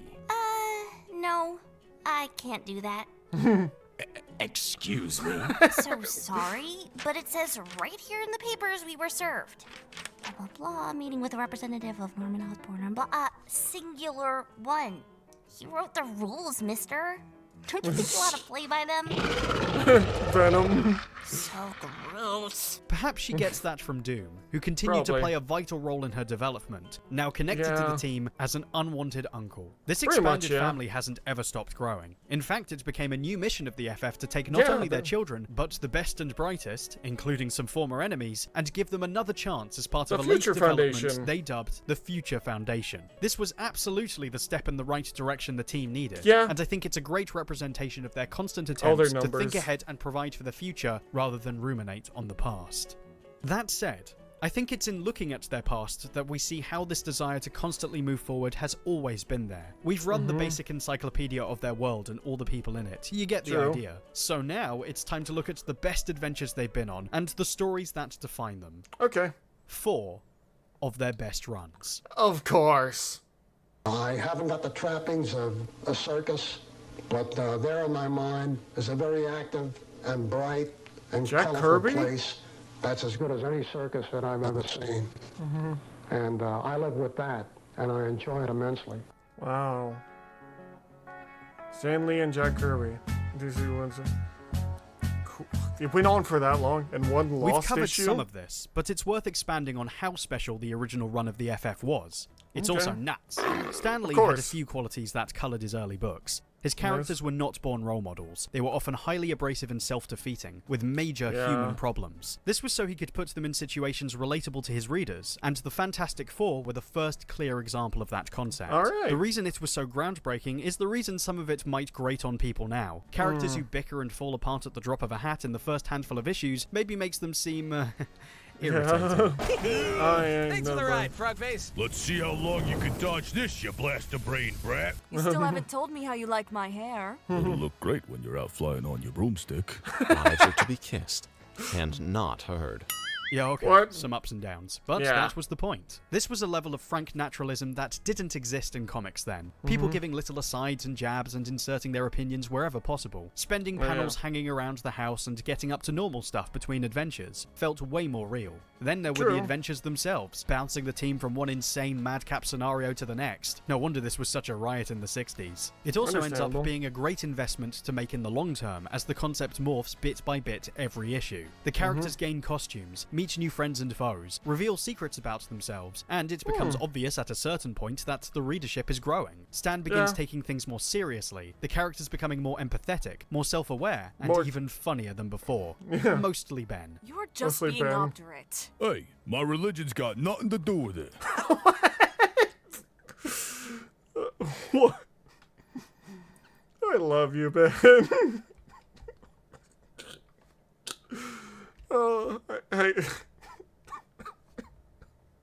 I don't know why that one got me so much, but it did, and yeah. The Fantastic Four are great, aren't they? How do they let a full-time nut like you run loose? He's talking like that to me? To me, who's always been his ever-loving idol? Ben! I wonder if he's trying to tell me something. So many Got a folks. little message for you. Hope this ain't gonna be too subtle. For everyone to understand nice and easy. I hope you're all still listening, little friends. What was that all about?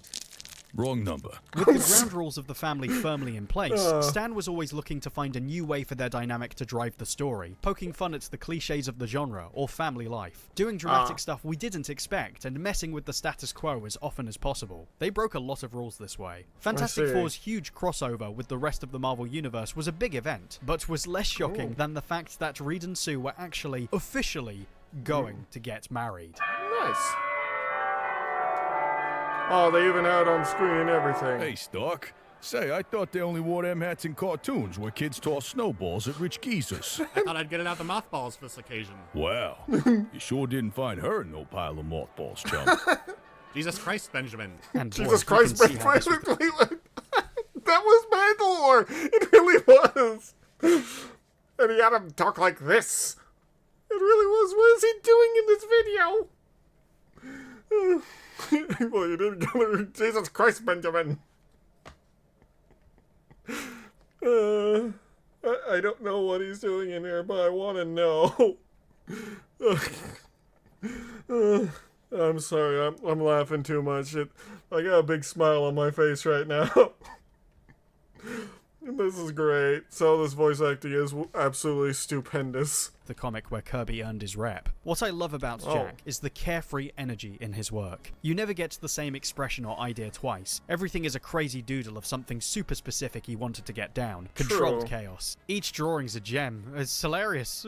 Look at that. Oh my god, The blunt worldview of his style is incredibly accessible. Uncomplicated fantasy expressed in uncomplicated ways. A striking artistic statement in its own right. These abstract backgrounds he created to represent alternate dimensions, all done by photocopying mundane objects and newspaper clippings. Galactus and Silver Surfer are meant to be fanciful interpretations of his own religious beliefs. The guy's an almighty figure with a herald who comes down to Earth and he walks around with a big G on his chest. Come on. Why do you think Benji's Jewish?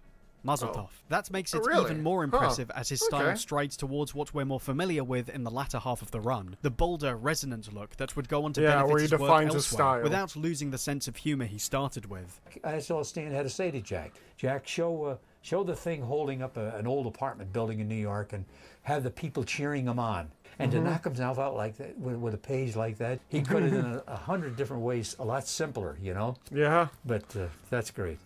Of course, they are Stan's captions, so you got to give Stan credit there. They're funny. That said, we certainly get more high-concept drama. The panels going from a lot of singles to full splash pages of expressions, just getting across emotions. Monumental tales emerge like This Man, This Monster, where a random creep finds humanity through experiencing Ben Grimm's life. How about when the Silver Surfer returned and had all his cosmic power taken? By Doom. Doom! Never before has any one human being been as totally supreme, as invincibly superior as I. Dr. Doom has attained power without limit. Oh dear. Power enough to challenge Galactus himself. I don't think that... People forget how far this run develops. Between the banter and the funny squabbling, I saw stories where the characters actually regretted their actions, actually criticized themselves for their mistakes. I see them dropping Sue Storm out of the comic entirely and replacing her with Crystal, shaking up the team dynamic and having Reed apologize for underestimating her, before Sue returns and saves the entire team. Heck, I see them celebrating the announcement of Sue's first child, and I realize it's the first time I've seen Ben Grimm actually happy. I was happy. I think you can put it down now. They're all so happy. I'm gonna be an uncle. Oh my gosh, am I ready to be an uncle? No. This is such a feel-good book by the time it ends. A real whiz-bang-pow comic that I hope people still bother to look at. Such an amazing run made the falling out of Jack and Stan even more tragic. And even though it wasn't the last time they would work together, it was the end of the FF's heyday. And it would take a decade or so before things really got cooking again.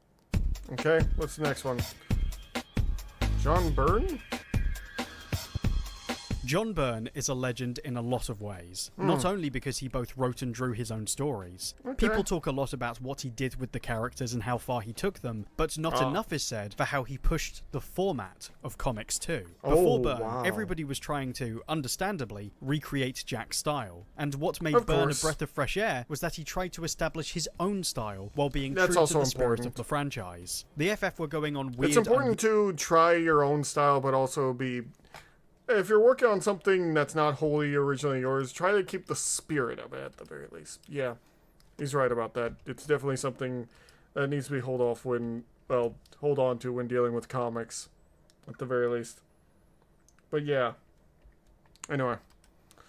Usual adventures, so Byrne's comics often took on weird, unusual forms, breaking up the layouts we were used to, telling stories in a fresh new way. Cityscape was drawn entirely sideways to get the most out of the view. A flashback tale was rendered as a loving spoof of Jack Kirby's classic style. One story centers on the Trapster breaking into the Baxter building, and the reader is only ever shown the point of view of the security cameras, controlled by the robot secretary Roberta, or the villain's own eyes. Wait a minute. Maybe these elevators are equipped with the same beam locks as the lobby doors. But that looks like a regular electronic lock on that door. I was right. Great, a stairwell. I figured there'd be some other way between floors in case the power failed. Now, if I remember right, the next level should be the astral side. Who's that? Oh, crud. This place is starting to spook me. Understandably I'm jumping so. on my own shadow next. It was the next step up from Stan's approach, where he was taking real-world logic and applying it to the world of superheroes. The difference was that Byrne often translated them into either interesting visual approaches or complex morality tales. The Trial of Reed Richards, featuring Byrne himself as a chronicler, focused on his recent effort to restore the cosmic balance by healing a fatally ill Galactus, who, immediately afterwards, then consumed the Skrull throne world. Oh, damn. Oops, I guess. Reed, in an almost unwinnable argument, had to try and justify his actions to an entire universe. When Galactus first came to Earth all those years ago, we were told by the Watcher that he was not evil, that Galactus is in fact beyond good and evil. That is a statement which has long troubled me. For if a being is neither good nor evil, he is by definition neutral. Yet clearly Galactus is not a neutral being. With increasing frequency, he feeds upon the life essence of whole planets. Yeah. And should those planets prove to be inhabited, his effect is catastrophic, to say the least. How can any rational man judge that to be neutral? Byrne also took inspiration from clear genres to flavour his stories. One of the FF annuals takes place in a picturesque farming village out of state. The realization setting in as the story continues that the place is less than normal. That this is actually a 70s horror comic, which gets even better when you realise what it's all a direct payoff to. We have noir mysteries, sci-fi epics. Every story reads like an episode of The Twilight Zone, hinged on a conceptual twist, which still carries the essence of adventure the original established, but all used as character studies taken from different angles. Way more confrontational. Some of it was just crazy fun too, like when he sent the team back to 1936, or so they thought, with Nick Fury. So of course Nick decides to ditch everyone to complete his own mission. Of course he does. Kill Hitler. Of course. Adolf, this is where you buy the farm. Wahoo! John also sought to carry on the tradition of changing the team members, letting a couple of folks take the spotlight for a bit, though his most long-standing choice was about as far removed from Crystal as it could possibly get. Well, to put that in more familiar terms, it's clobbering time! Honestly, she doesn't look bad in the outfit.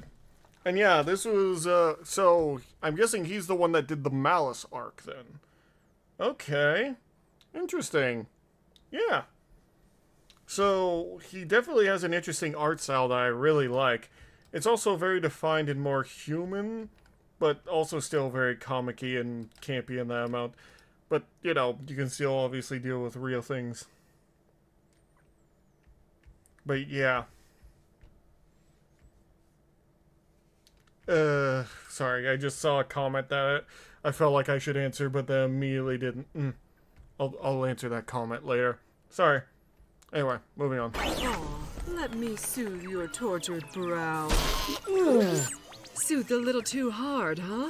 Hey, it always was strong. The good times end here. Let's keep the evening rolling, shall we? Hello, sailor.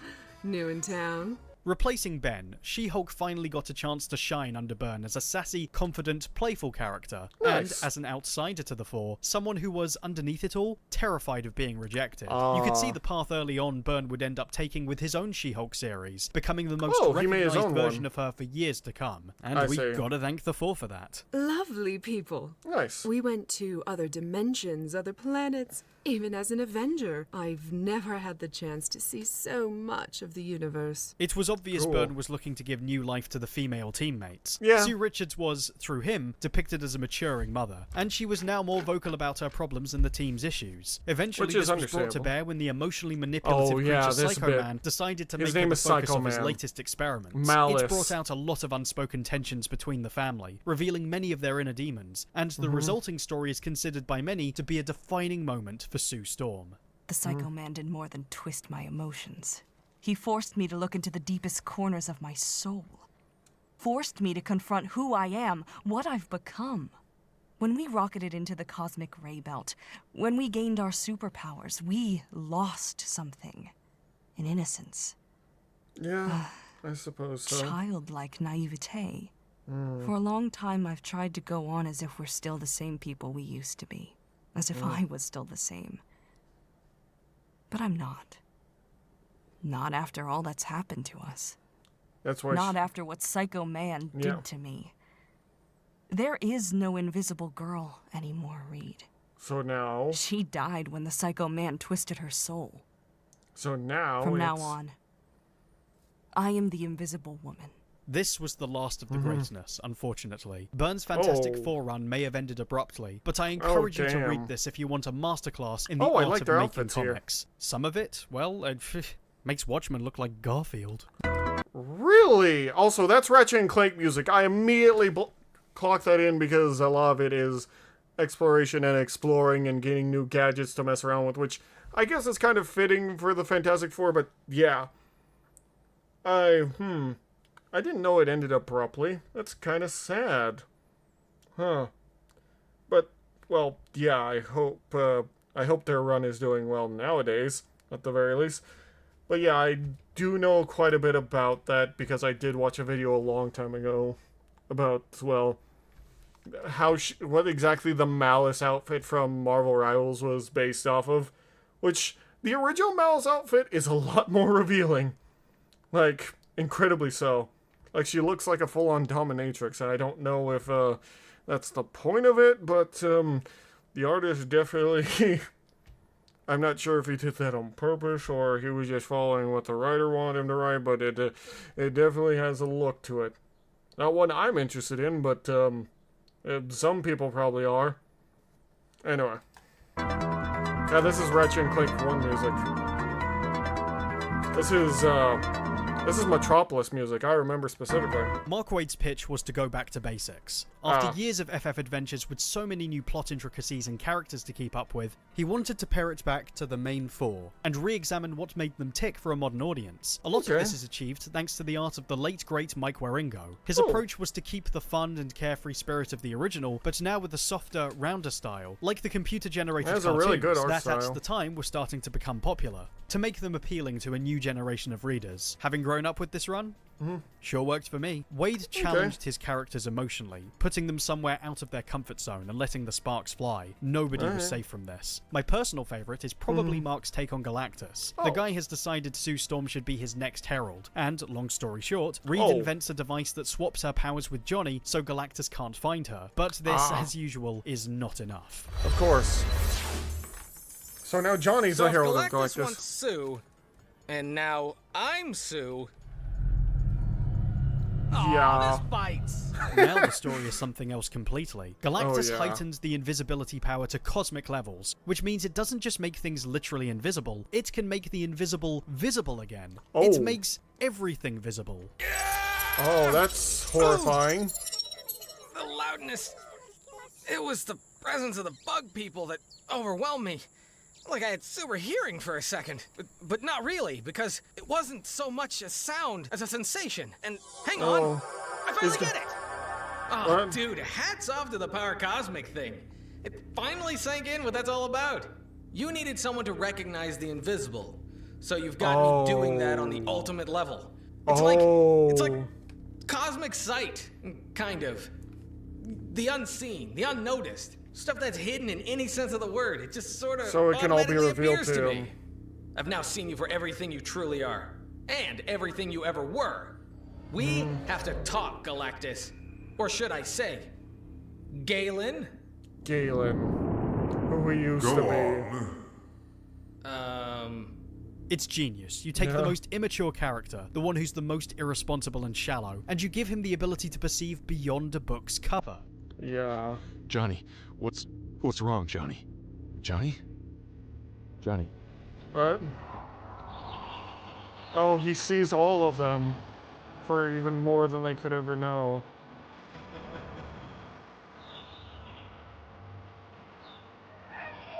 Oh. He sees everything now. He sees through his sister and he's Ben.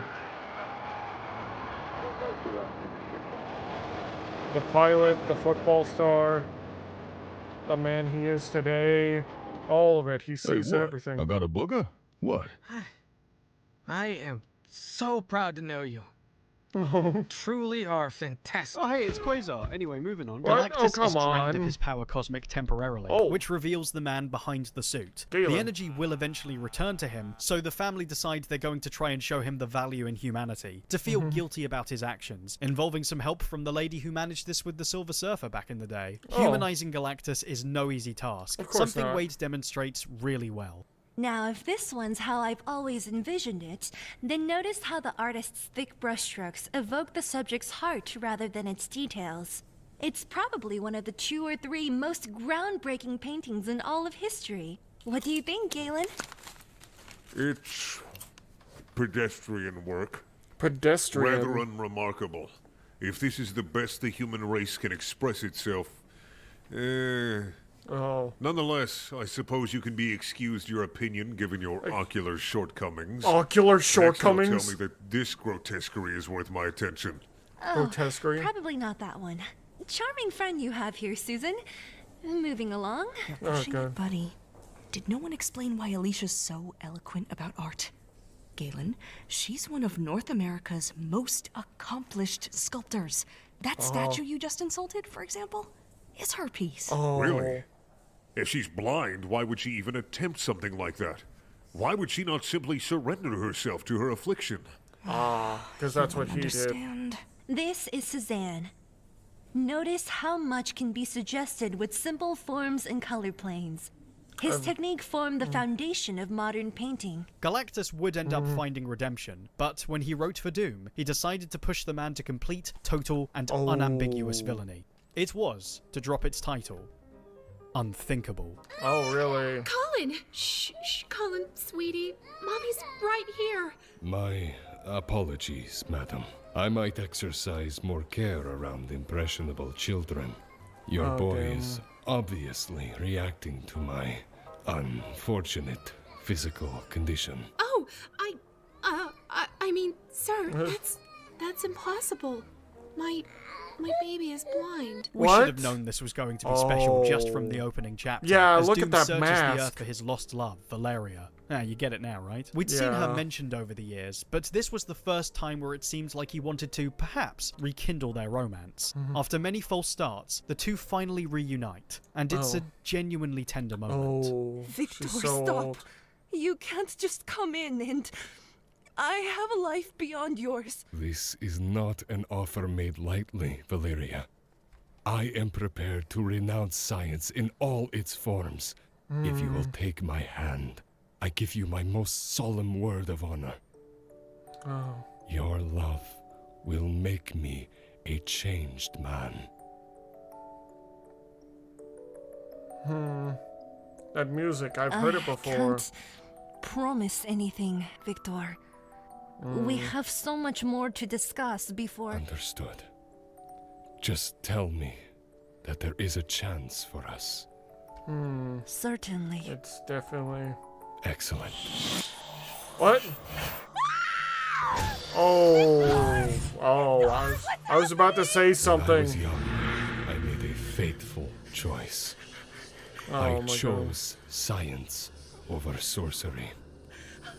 And I wanted to choose again. Oh no. Thus, I made a pact. I conjured like a ball of nether Oh, demons no. and claimed it would make me the magician I could have been. A greater besides. But as Oh, is too God. often true of these demons, there was a barter involved. One condition. I had to sacrifice something of indescribable value. Love, true something love. irreplaceable. Something And he's wrong. only you could give me. Oh God. Farewell, my love. Dear Valeria, I will miss you more than any will ever imagine. Then why did you do that? But I will always hold you close to me. The rest. There's a saying that some men will do anything for true love, and that's honestly true, but for Doom, he will do anything for power, it seems. Almost anything. as long as it doesn't involve his ego. I was so ready to make a talk about, you know, true love and how far a man would go for it, but I was not expecting that turn.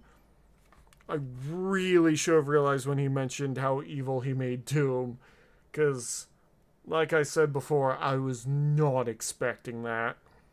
Oh, he just straight up... Doom was ready to give up. He decided to, in order to gain more power, give up his one true love. Which is just wow. Wow, that was a hell of a page. I will say this. The artist and the voice actors here did a phenomenal job. I know it's originally comic art, but they still did a phenomenal job, so yeah. Great work for the voice actor who's doing Doom, because he really brought out that emotion, and they did an amazing job with all of this. B-Mask is really good at, I don't even know how to describe it, just bringing out the emotions in the characters with, I'm guessing this is his scripting, obviously, and he's just having them read out the lines, but scripting is hard. It's not easy. You have to have them do takes over and over and over again, and you have to describe either the emotion or write it down for them. As some of you probably know, I do comic dubs, and it's not always easy getting the right emotion you want from your voice actor. So, yeah, amazing work. Is brutal. Doom engages in what is still his most evil scheme to date, and a that pure is? hate fest against the entire family, going from impressive to downright Oh. disturbing. Damn. Oh no, the marks are on them. Reed finally has to face up to the fact that Doom has the advantage, a contingency he always anticipated but didn't invest in, and the price is paid as Doom turns Reed to a different outlook. This examination no. takes on an often repeated story of swapping Reed and Doom's brains, and makes it a natural progression of their personalities, pushing Reed to the brink of insanity in his quest to prevent Victor from ever threatening his family again. This backfires horribly when Doom, in a violent, desperate finale, claims Ben's life. Oh no! But the tale takes a turn when Reed realizes that, like Doom's insane plan, reviving his friend is not an unthinkable task, and that to I know save this him, one, yeah. the FF must go to heaven.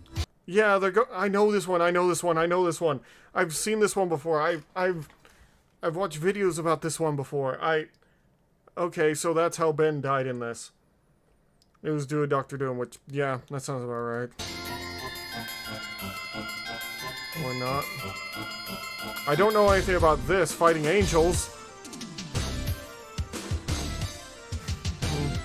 You don't This is the belong thesis here. in motion, cementing the concept of magic, or more plainly the unexplainable, as being the final frontier of knowledge Reed has to traverse. It's a metaphysical deconstruction of who these people are, what their purpose is, why they're not ready to give up. And in answering those questions and more, they are granted access to the ultimate answer, a chance to see why they exist at all and who brought them to be, and it's... I'm gonna shut up now. Yeah. Well, you coming in or what? Jack Kirby. Anyone see that coming? No. You sure we're in the right joint? Hush, you two. Show proper respect for... Reed, why am I taller than the Almighty? What you see is what I am to you. Don't worry, it's a compliment, not an insult. That's what my creations do. They find the humanity in God. Yeah. Pardon me one moment. God has a phone? What's the number? Just one? And then they're in the Forbidden City, the human jungle. Right. Suddenly the Black Panther springs from the trees. Oh, okay. We'll make it the Silver Surfer. Yeah. Write it up and I'll start the designs. Who called? My collaborator. Enough said. But these drawings are yours. My contribution to the grand tapestry. Ideas, notions, passions. We're all part of the process. Beautiful. Think about your world. It starts with words and pictures. The ordinary and the cosmic. That's what sets the stage. The play is your lives. Your adventures become our explorations. My window into tomorrow. It's How such a far out is the beautiful world thought. that's coming? What is it? Where is it? How will it evolve? The mystery intrigues me. So who wants to fill me in on the whole Disney thing? God could do with some royalties, you know? Wade's right. Okay, that was a really good line. God could do with some royalties, you know? I wonder if Jack Kirby had any kids. Well, I know he had a wife, and he based them off of when he headed over to DC. Mr. Miracle and Big Barda were based off of himself and his wife. Which, yeah. Whoever was voicing Jack Kirby there, I think did an amazing job. Good on them. But it's just a great scene with them meeting one of their creators. It's truly something great. I'm sorry. It's something lovely, you know. It's hard to describe for me with just how wonderful some people can write some of these comics for the Fantastic Four. Truly something great, and I dare to say, fantastic.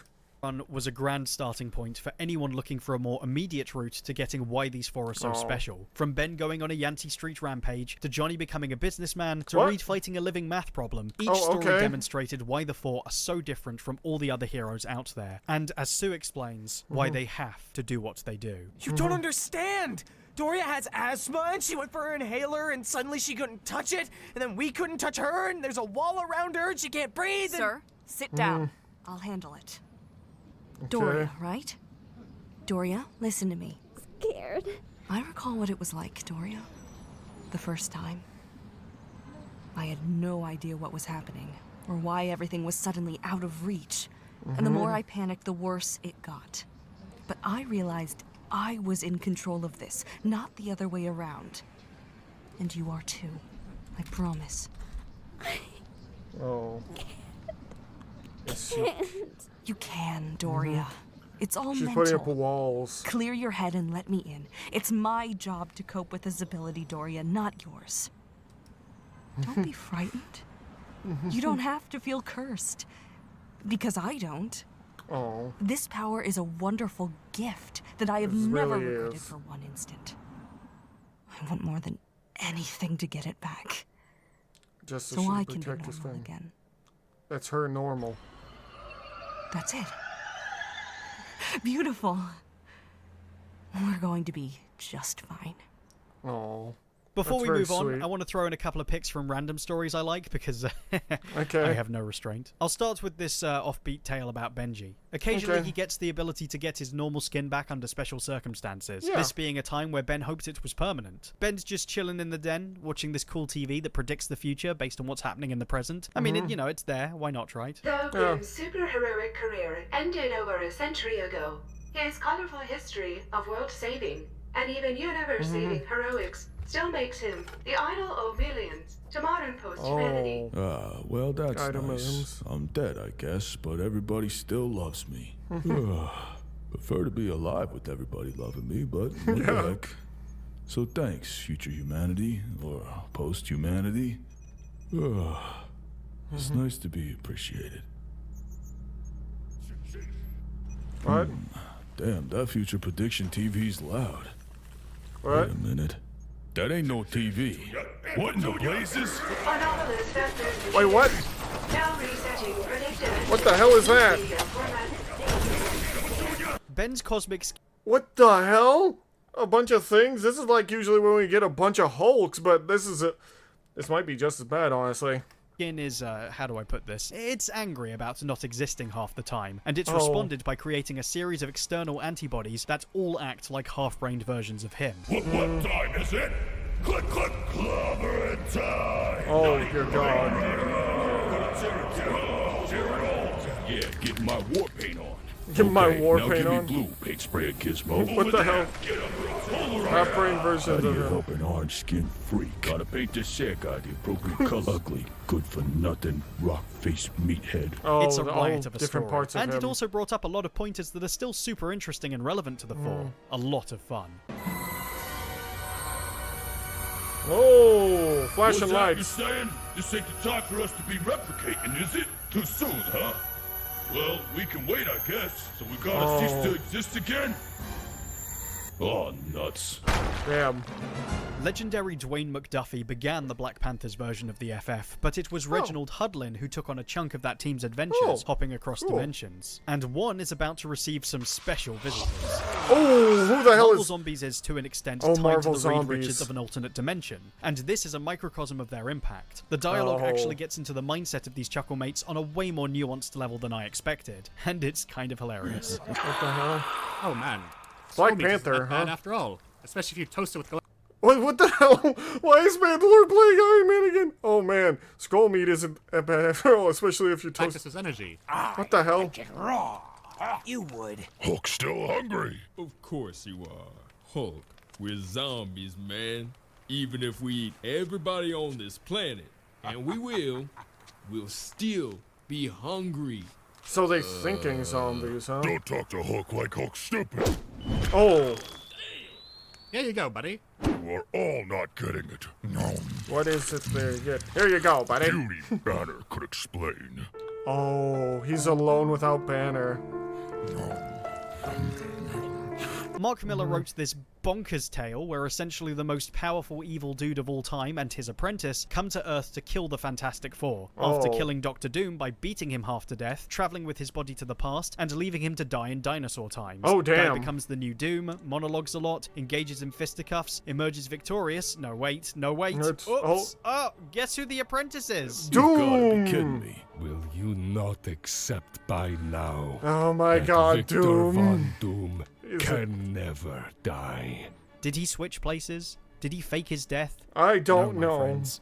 He was so butt-mad about getting beat up. Doom willed himself to survive millions of years, rebuild Willed his himself? body, train under the Master in disguise, and then kill him in the present day. Just don't forget his birthday, that's all I'm saying. There's Oh, a God. lot of great Doom stories, be it in the many alternate dimensions and timelines where he comes out on top, the mad plans he creates in the pages of the main story, or learning his history in Brubaker's Books of Doom. One underrated little gem by Archie Goodwin, filling in for Stan, has a new powerful threat incapacitate Reed, and Sue's no. told the only person who can help is, well, say it with me now. Doom. Don't you see what will happen when we're finished? The Overmind will go on to destroy the The world. Overmind? Ours and yours. I see only the end of enemies who have long thwarted me at every turn. Doom. And I regret it is Oh the my God. Overmind's doing, not my own. That I see I've wasted my time. Oh, the Dr. Doom I remember might be ruthless and cold. But he had honor and nobility too. Instead, I encounter posturing and pettiness.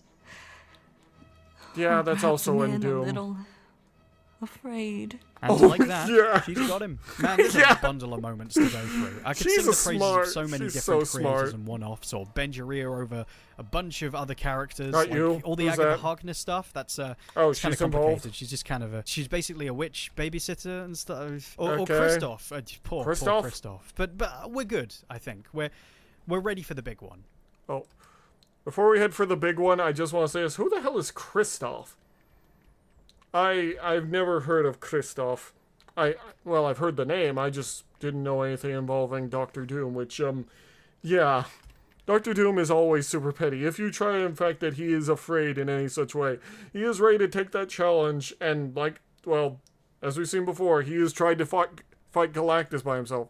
He has tried to fight the Beyonder by himself. He is actually insane for trying that, but, you know, that's how he is. Either way on that, yeah. It's Doctor Doom. Doom! Anyway. It's time. Time for what?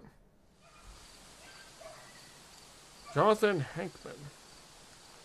He's for Dark Rain. It's all right. I'll catch you. I don't think. I'm right here. I don't think I want to. Let's do something else. No. Okay? Look at me, son. It's okay to be afraid. Mm-hmm. It's okay to fail. Mm-hmm. But to say that you're not even willing to try, Oh. that's unacceptable, Reed. What? Reed Okay. Richards? I'll do my best. Are you ready? I'm ready. Good. Now, jump. I guess I better start. Okay. Other writers didn't have huge plans beyond a few arcs. They would write terrific Yeah. sagas or let the story snowball into more exciting events, but they all tended Mhm. to sort of fizzle out to make way for the next storyteller. Hickman I appeared to see. start this way, writing a bunch of solo stories with a couple of connecting threads, Oh. but as it transpired, they were all one story, which we Oh. wouldn't realize the beauty Oh. of until much, much later.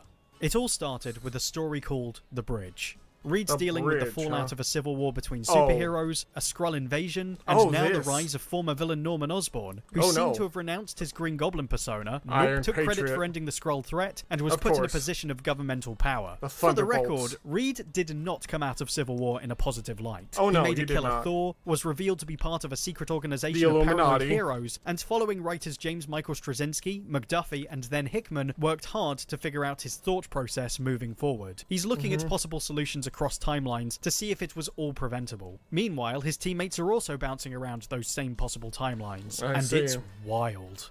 Case study Earth 3490. What the heck is this? The 47th Peaceful Model examined benefits primarily from the romantic involvement of Captain America, Steve Rogers, and the Iron Woman. The Natasha Iron Stark. Woman. Natasha Hank Pym. Stark. Natasha Stark. Did that mean Tony... Does that mean Tony's a girl in this, or Natasha... Was not a variable on this Earth. Oh.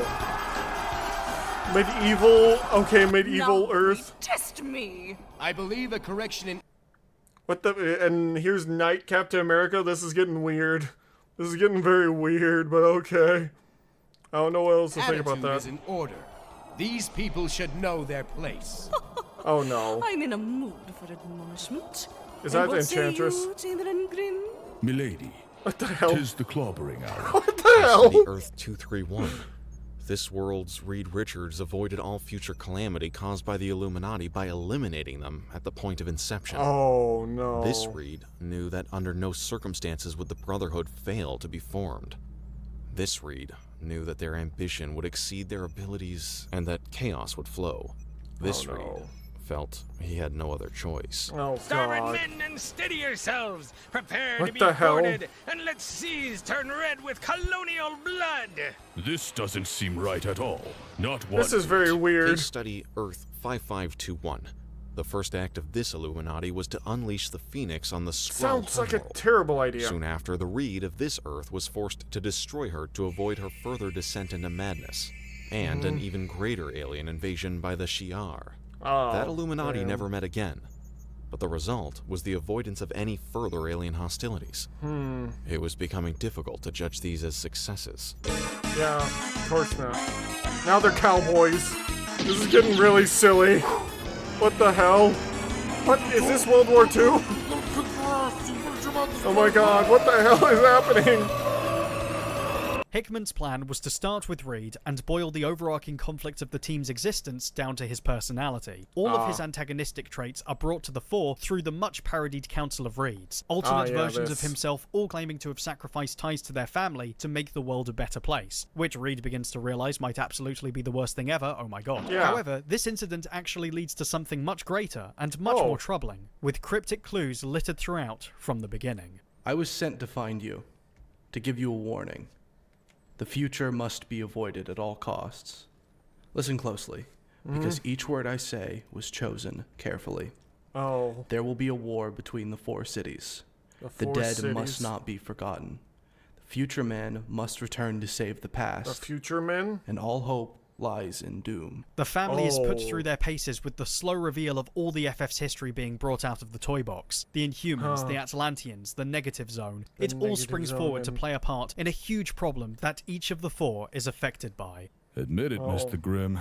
You've seen better days. Woman, Damn. you do not turn away from. Honor the deal, Namor. I'm done asking nicely. Damn. These are my people now. I rule here. Oh, and this I am is... a queen that bows to no king. I mean, he deserved the slap, but I did not expect her to suddenly become the ruler of Atlantis, but I guess things are getting weird for there. I just like, my lady, 'tis the clobbering time. Things are getting very weird, but it's definitely Reed trying to figure things out in his own way. I'm not sure how to describe his thought process or the way he thinks. My God. You're magnificent. Oh my God. What? Johnny What the goes to hell? bar. Johnny gets a girl. Girl turns out to be Bug Monster. Yeah, it sounds Bug all. Monster disappears through hole. Johnny never kisses the Bug Monster. I'm gonna call that a win. Reed's father Nathaniel guess. stands on the sidelines. Someone Oh. who hasn't been very present in Reed's life, and who is beginning to recognize the effect this has had on his son, and indeed the thinks? world. That concern was not unwarranted. Oh. Related events lead to longtime foe Annihilus, stuck in an infant form and amassing an army, attempting to Oh. enter our world. He Not finds good. himself at odds with Johnny Storm, who valiantly kept him at bay, but at a huge personal cost. Yeah. Oh. The way it was handled was pretty masterful. A wordless issue that got across all the raw emotion of the moment.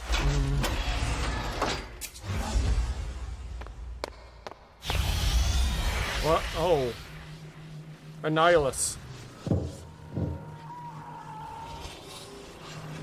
What the hell? Oh. He's laughing at him for it. She-Hulk, what to-do list, and knocks him down. Who will join in? Who will be replaced the Fantastic Four?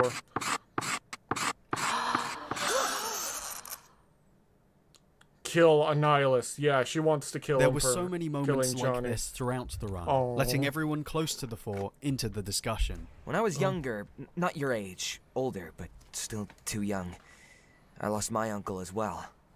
We Oh, were very Uncle close, Ben. like you and Johnny were, and not a day Oh. goes by that I don't think about him. Not a single one.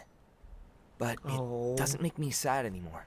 I mean, sure, I wish he was still here, and God, do I miss him. But after a while, the dark thoughts, the bad ones like you're having right now, will fade away. And you'll spend Oh. most of your time thinking about how much fun you had together, or how much you loved him. How long before that happens? It takes a while. You've got ketchup Oh. on your face. Thanks. But the work wasn't over. Peter Parker is great. I'm sorry, but I'll say this. There is no better Spider-Man. And that line right there is so touching and nice for him to do for Franklin. That is...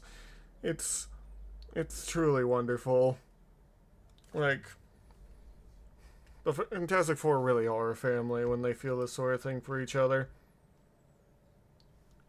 So, yeah, I'm sorry. It was that was just a wonderful little scene.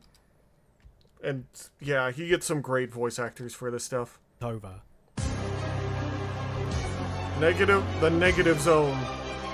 What are Galactus? As the team officially became the Future Foundation, they watched the prophecies Spider-Man. come to life, witnessed all sorts in their plans to combat the most powerful beings in the Marvel Oh, Universe, eventually taking up arms them. with their friends to try and save Earth from the Celestials. wrath of these innumerable forces. Oh, Johnny came back, but don't worry, it's not cheap. It's actually really good. Each moment Oh, was good. part of a vast tapestry depicting one of the biggest journeys the FF has ever taken, all coming together in a glorious finale that brings everything back to the Richards family. I watch, and there's nothing I can do. But that's how it is for every parent, isn't it? You do everything you can. You do your best. Then one day you're finished, and your children have simply become who they are going to be. Yeah, This I suppose so. is who your son will be. He's This gonna be the new Is who Galactus. he is. Franklin? Throughout all of space and time, the Devourer of Worlds has had many heralds. Yeah. Franklin has had only one. To me, my Galactus. His father is the Herald? Reed is the Herald? Holy shit. Yeah, what? It's dope. But even the end wasn't quite the end, because Oh. Hickman had one last story to tell. Doom. He got the Infinity God. Doom, doom, doom, Doom, doom, doom, doom, doom. doom. Doom, doom, doom, doom. Doom, doom, doom, doom, doom, doom, doom. What is happening? Like, I really lost it because it's silly. But I don't know what's going on exactly here. Here, Oh. I can build. You can always build them somehow. Oh, this is secret. Oh, we're going into that Secret Wars. Oh, things are gonna get more crazy. Yeah. like I've said with the Search Superhero videos, we've gone through that, we've gone there quite a bit for some of the sillier stuff. And yeah, things are about to get crazy.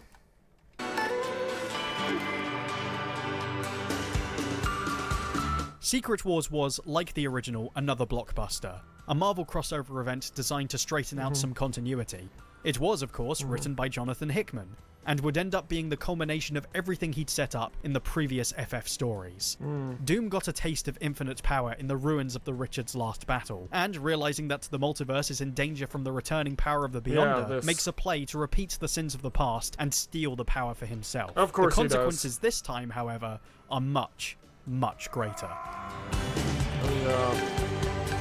The Secret Wars thing, which is still crazy. Many different versions of Thor. This is, yeah. Wait. Oh yeah, that bit where Doom builds an entirely new reality from the wreckage of the multiverse, a mess of warring lands with himself as its supreme ruler, and Because, worst of of all, stealing the Richards family for his own purposes in Because, an of course, he aggressive bid does. to prove himself above his rival, himself misplaced in this strange new world. A ragtag group of heroes aware of the changes attempt to defeat Doom in secret, but even without their help, the Four's presence can be felt. We see them subconsciously aware something's wrong in this surreal new reality, inching their way through the abstractions They're towards slowly each other. becoming- The machinations of Doom's facade slowly coming undone. All that hard work just to prove that he isn't fit for the task. He And really at its isn't. end, the fate of the multiverse comes to rest on the shoulders of one eternal struggle. And that is Victor and Reed. Of course it does. Richards, you had to meddle, didn't you? Of course you did. You're a meddler. You have some great plan, I expect. He probably doesn't have a great plan. It's just he always views Reed as a meddler to anything Doom does. What is it this time, Reed? A new idea? A fresh take on the very old problem of you and I? Have you built another great machine? No, nothing like that. I just came to convince Owen that perhaps there's a better solution to all this than you. Can't you accept that I have done good things here? I do accept it. But you could have done more. You closed your hands around everything that was left and called it yours. Yeah. You're so afraid of losing the things you've saved that you hold them too tight. Don't you see, Victor? A tree is just a seed in its realized state. This is what causes your fall, Richards. Abandoning the good because you desire the perfect. It's the same thing. Perfect? It's always been between you and I. You think you are better than I am. He doesn't, though. I've always believed you could be better than what you are. This was the real problem. Their hatred. Yeah. More like Doom's hatred, I feel like.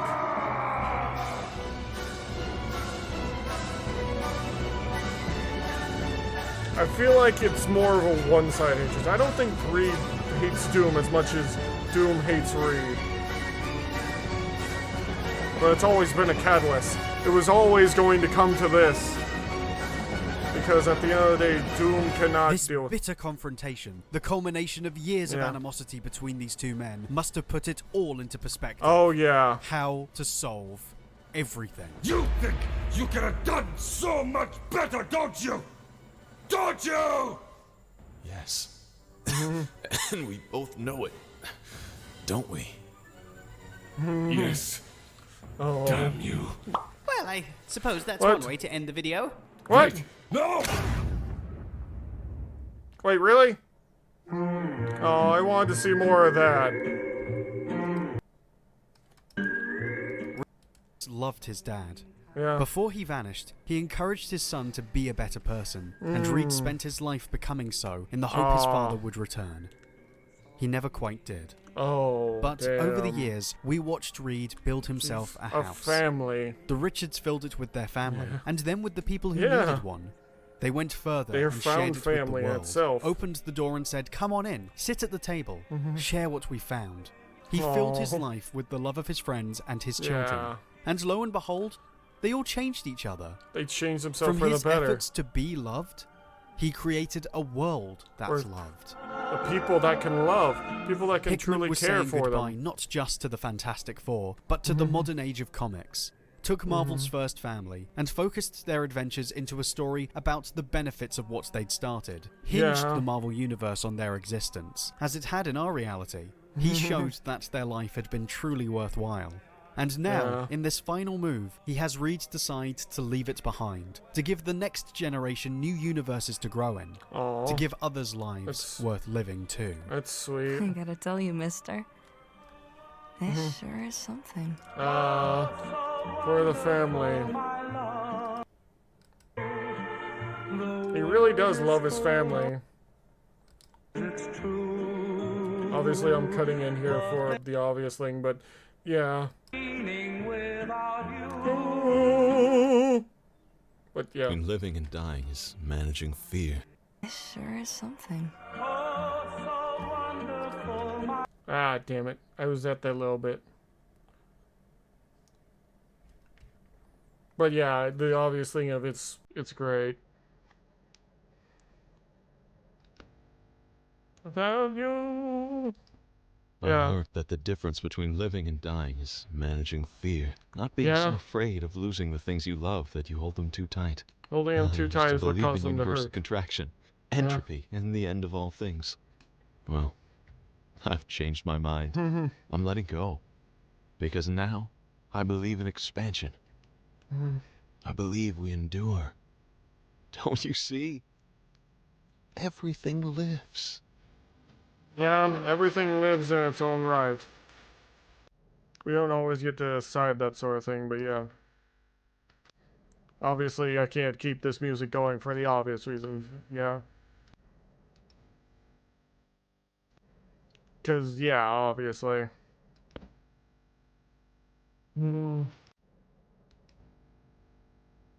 He still has the same face, huh? Oh, he got his face back. Right before taking that small blemish.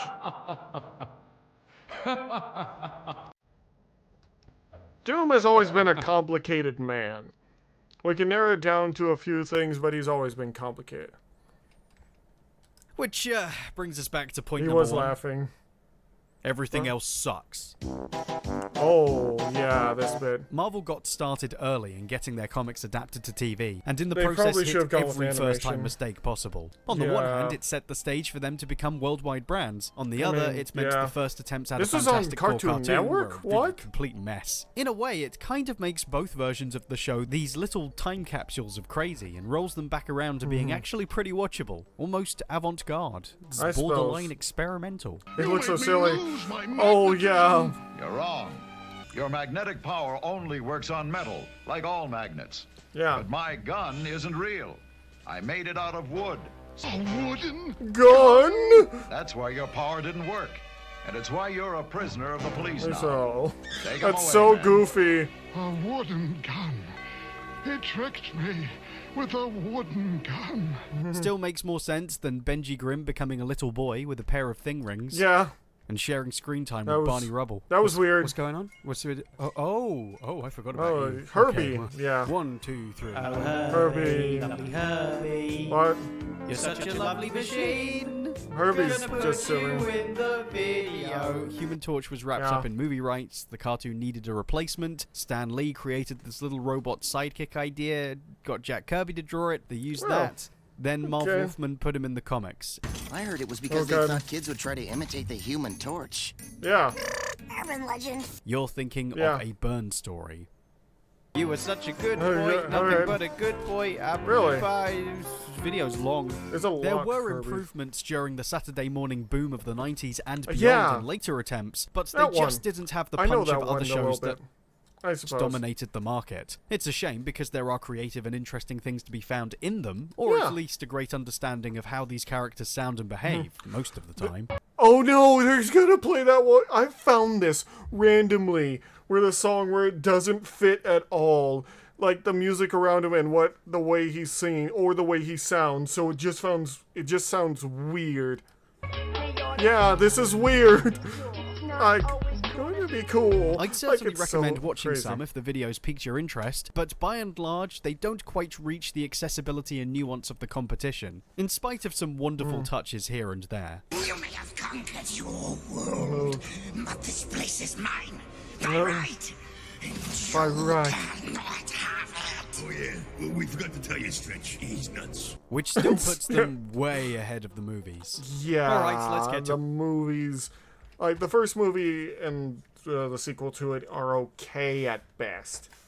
But, yeah. It's horrible dialogue, awful casting choices, backdrops that make the movie look like it's set in a freaking spa. The movie suffers Yeah. from being made as an afterthought, clearly looking to strike while the Spider-Man iron was hot, and Yeah, cram a complex, true. interesting, unique series into an unfitting, formulaic plot. And the Doom powers does not of- look great. They look bad. The second one is maybe worse than the first, in that it's uglier, more forgettable, it's got this going on, and even Yeah. though it makes a few attempts to adapt a more interesting story, it does it with absolutely none of the charm. You hit him with a crane. You get it? There's no punchline. I fooled you. And then there's this. I'm one of the greatest minds of the 21st century. I'm engaged Okay. to the hottest girl on the planet. Oh, this bit. And the big jock who played quarterback in high school, well, he's standing right in front of me asking me for my help. This is so weird. And I say he's not going to get a damn thing. He's always Unless willing he to does help. exactly what I tell him.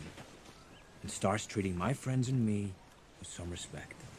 That right there is everything wrong in a nutshell. If you've learnt Yeah. anything today, you That's know not that's not Reed. Reed. He's At not all. arrogant. It's no wonder Fan Forstic came out as malformed as it did. Maligned often for the behind-the-scenes I mean, studio yeah. interference, and no wonder. Tries to be a body horror, but forgets there's a story outside the crash landing. You Yeah. can't build a franchise on body contortions. In this True. case, anyway. None of it was good. It continues this weird new Oh, yeah, it fetish was of Doom awful. growing the armor onto his body. Yeah, way more it's grounded, weird. huh? That's 2 movies now taking inspiration from the Ultimate Universe. And Oh, that judging how that turned out, it was never the best.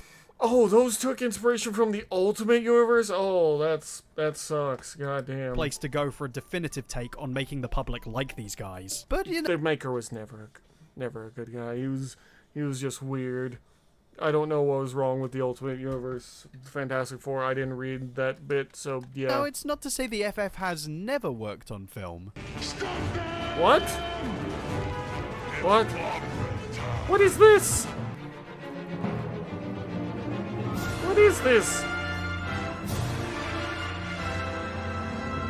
Roger Corman's Fantastic Four was made on a budget of canned beans and is far Yeah, from it being looks a like complete it. big screen movie. In fact, it was only made to keep the film rights in flux, the Oh. efficacy of that being the subject of great debate over the years. It's Doomed. corny, it's cheap, it's bizarre, and I love every second of it. For me, the impressive thing is that behind all the party string and broken pinatas is a movie made with real gusto, man, and a lot of the Oh. balls-out natural appeal of the franchise. It's not afraid to say what it is, and it's hard to ignore in between the absurd choices on display. Proof that these guys can offer real entertainment. Yeah. Sort of encapsulates the fun and innocence of the FF's early days, if I suppose nothing so. else. Just makes me laugh. Hello, my friend.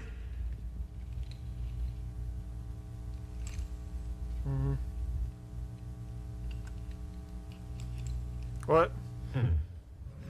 Perhaps what? what makes things even more tantalizing is that the FF's adventures have also been adapted to the big screen without them involved. You see, There is an FF movie out. I sure as hell have not seen it.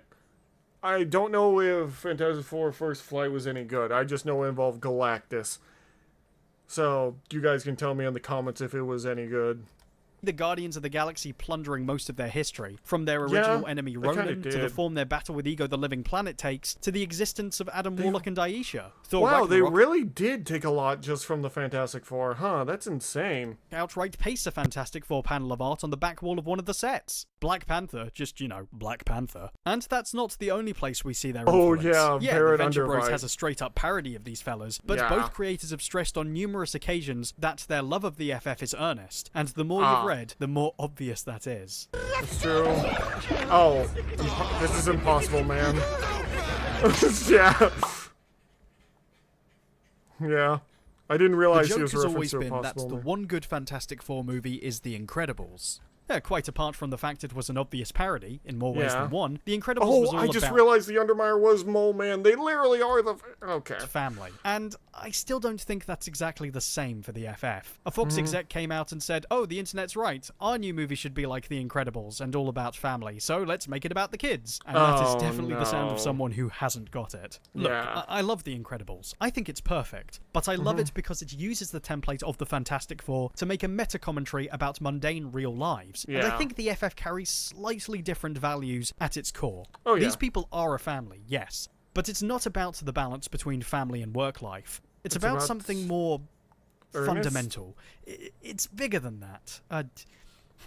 Well, the characters represent a sort of a transcendent feeling that we all have inside us, that we could do better. We want to do better. Yeah. We haven't time to do better. That we can be the people that we lionize. All these examples yeah. have the same problem. They pick up on the superficial cliff notes that make the FF kind of interesting from a distance, but they don't catch the intense truth at the center of the FF. Think I guess about he's what right. makes their family, what strengthens it. They've seen beyond the stars into new galaxies. They've seen the end of their lives They're and the always universe. together. They've talked with gods, yet they're still excited by every new day that comes to them, by every new problem they can solve or new person they can meet. Always finding a new way to keep pushing forward. That's more than the word family. Much more. What? It's fantastic. It's what saved them from the start. Once upon a time, there was a genius who, a this very bit. bright man who.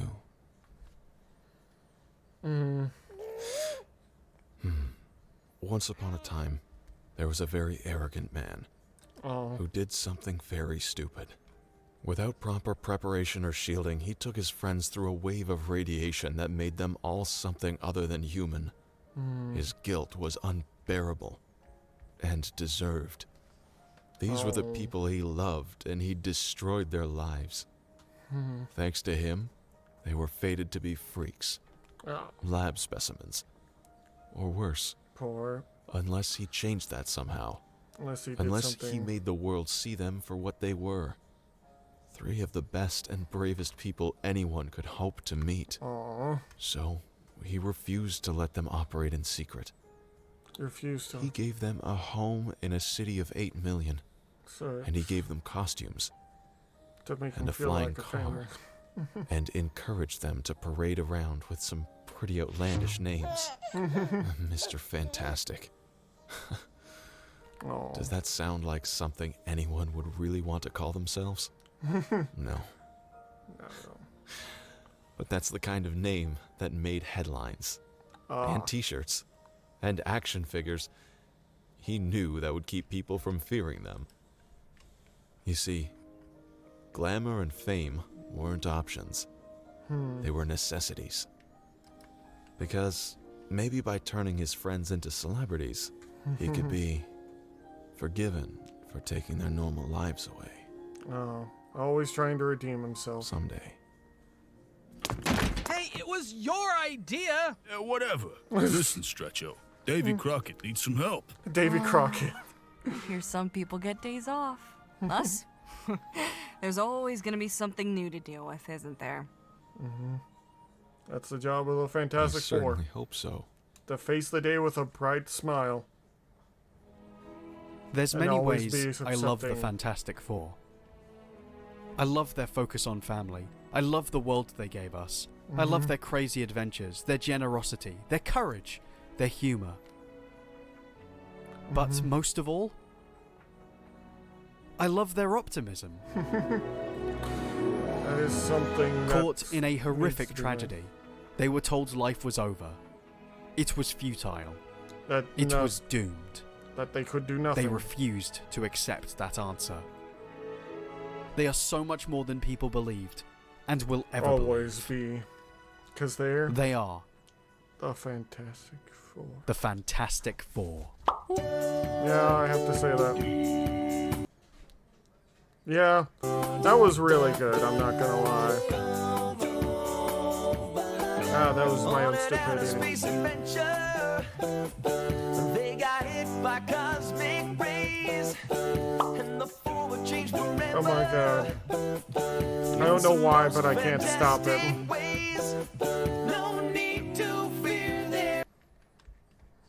But yeah. They did a lot of great work for this, but I will say this. The Fantastic Four are all about, well, being a family, but also facing new challenges as a family. They will also be great. They will always try to make the way to the end, and they will always try to find a way to do the right thing. At least in my opinion. And I'm going to show this video to my friend Fable, who loves the Fantastic Four and doesn't feel like some people get it, especially when it comes to Reed. So, yeah. What do you guys think of the Fantastic Four? I got stuff to do, so I'm gonna have to see you guys later. Bye-bye, and take care of yourselves as always. Yeah.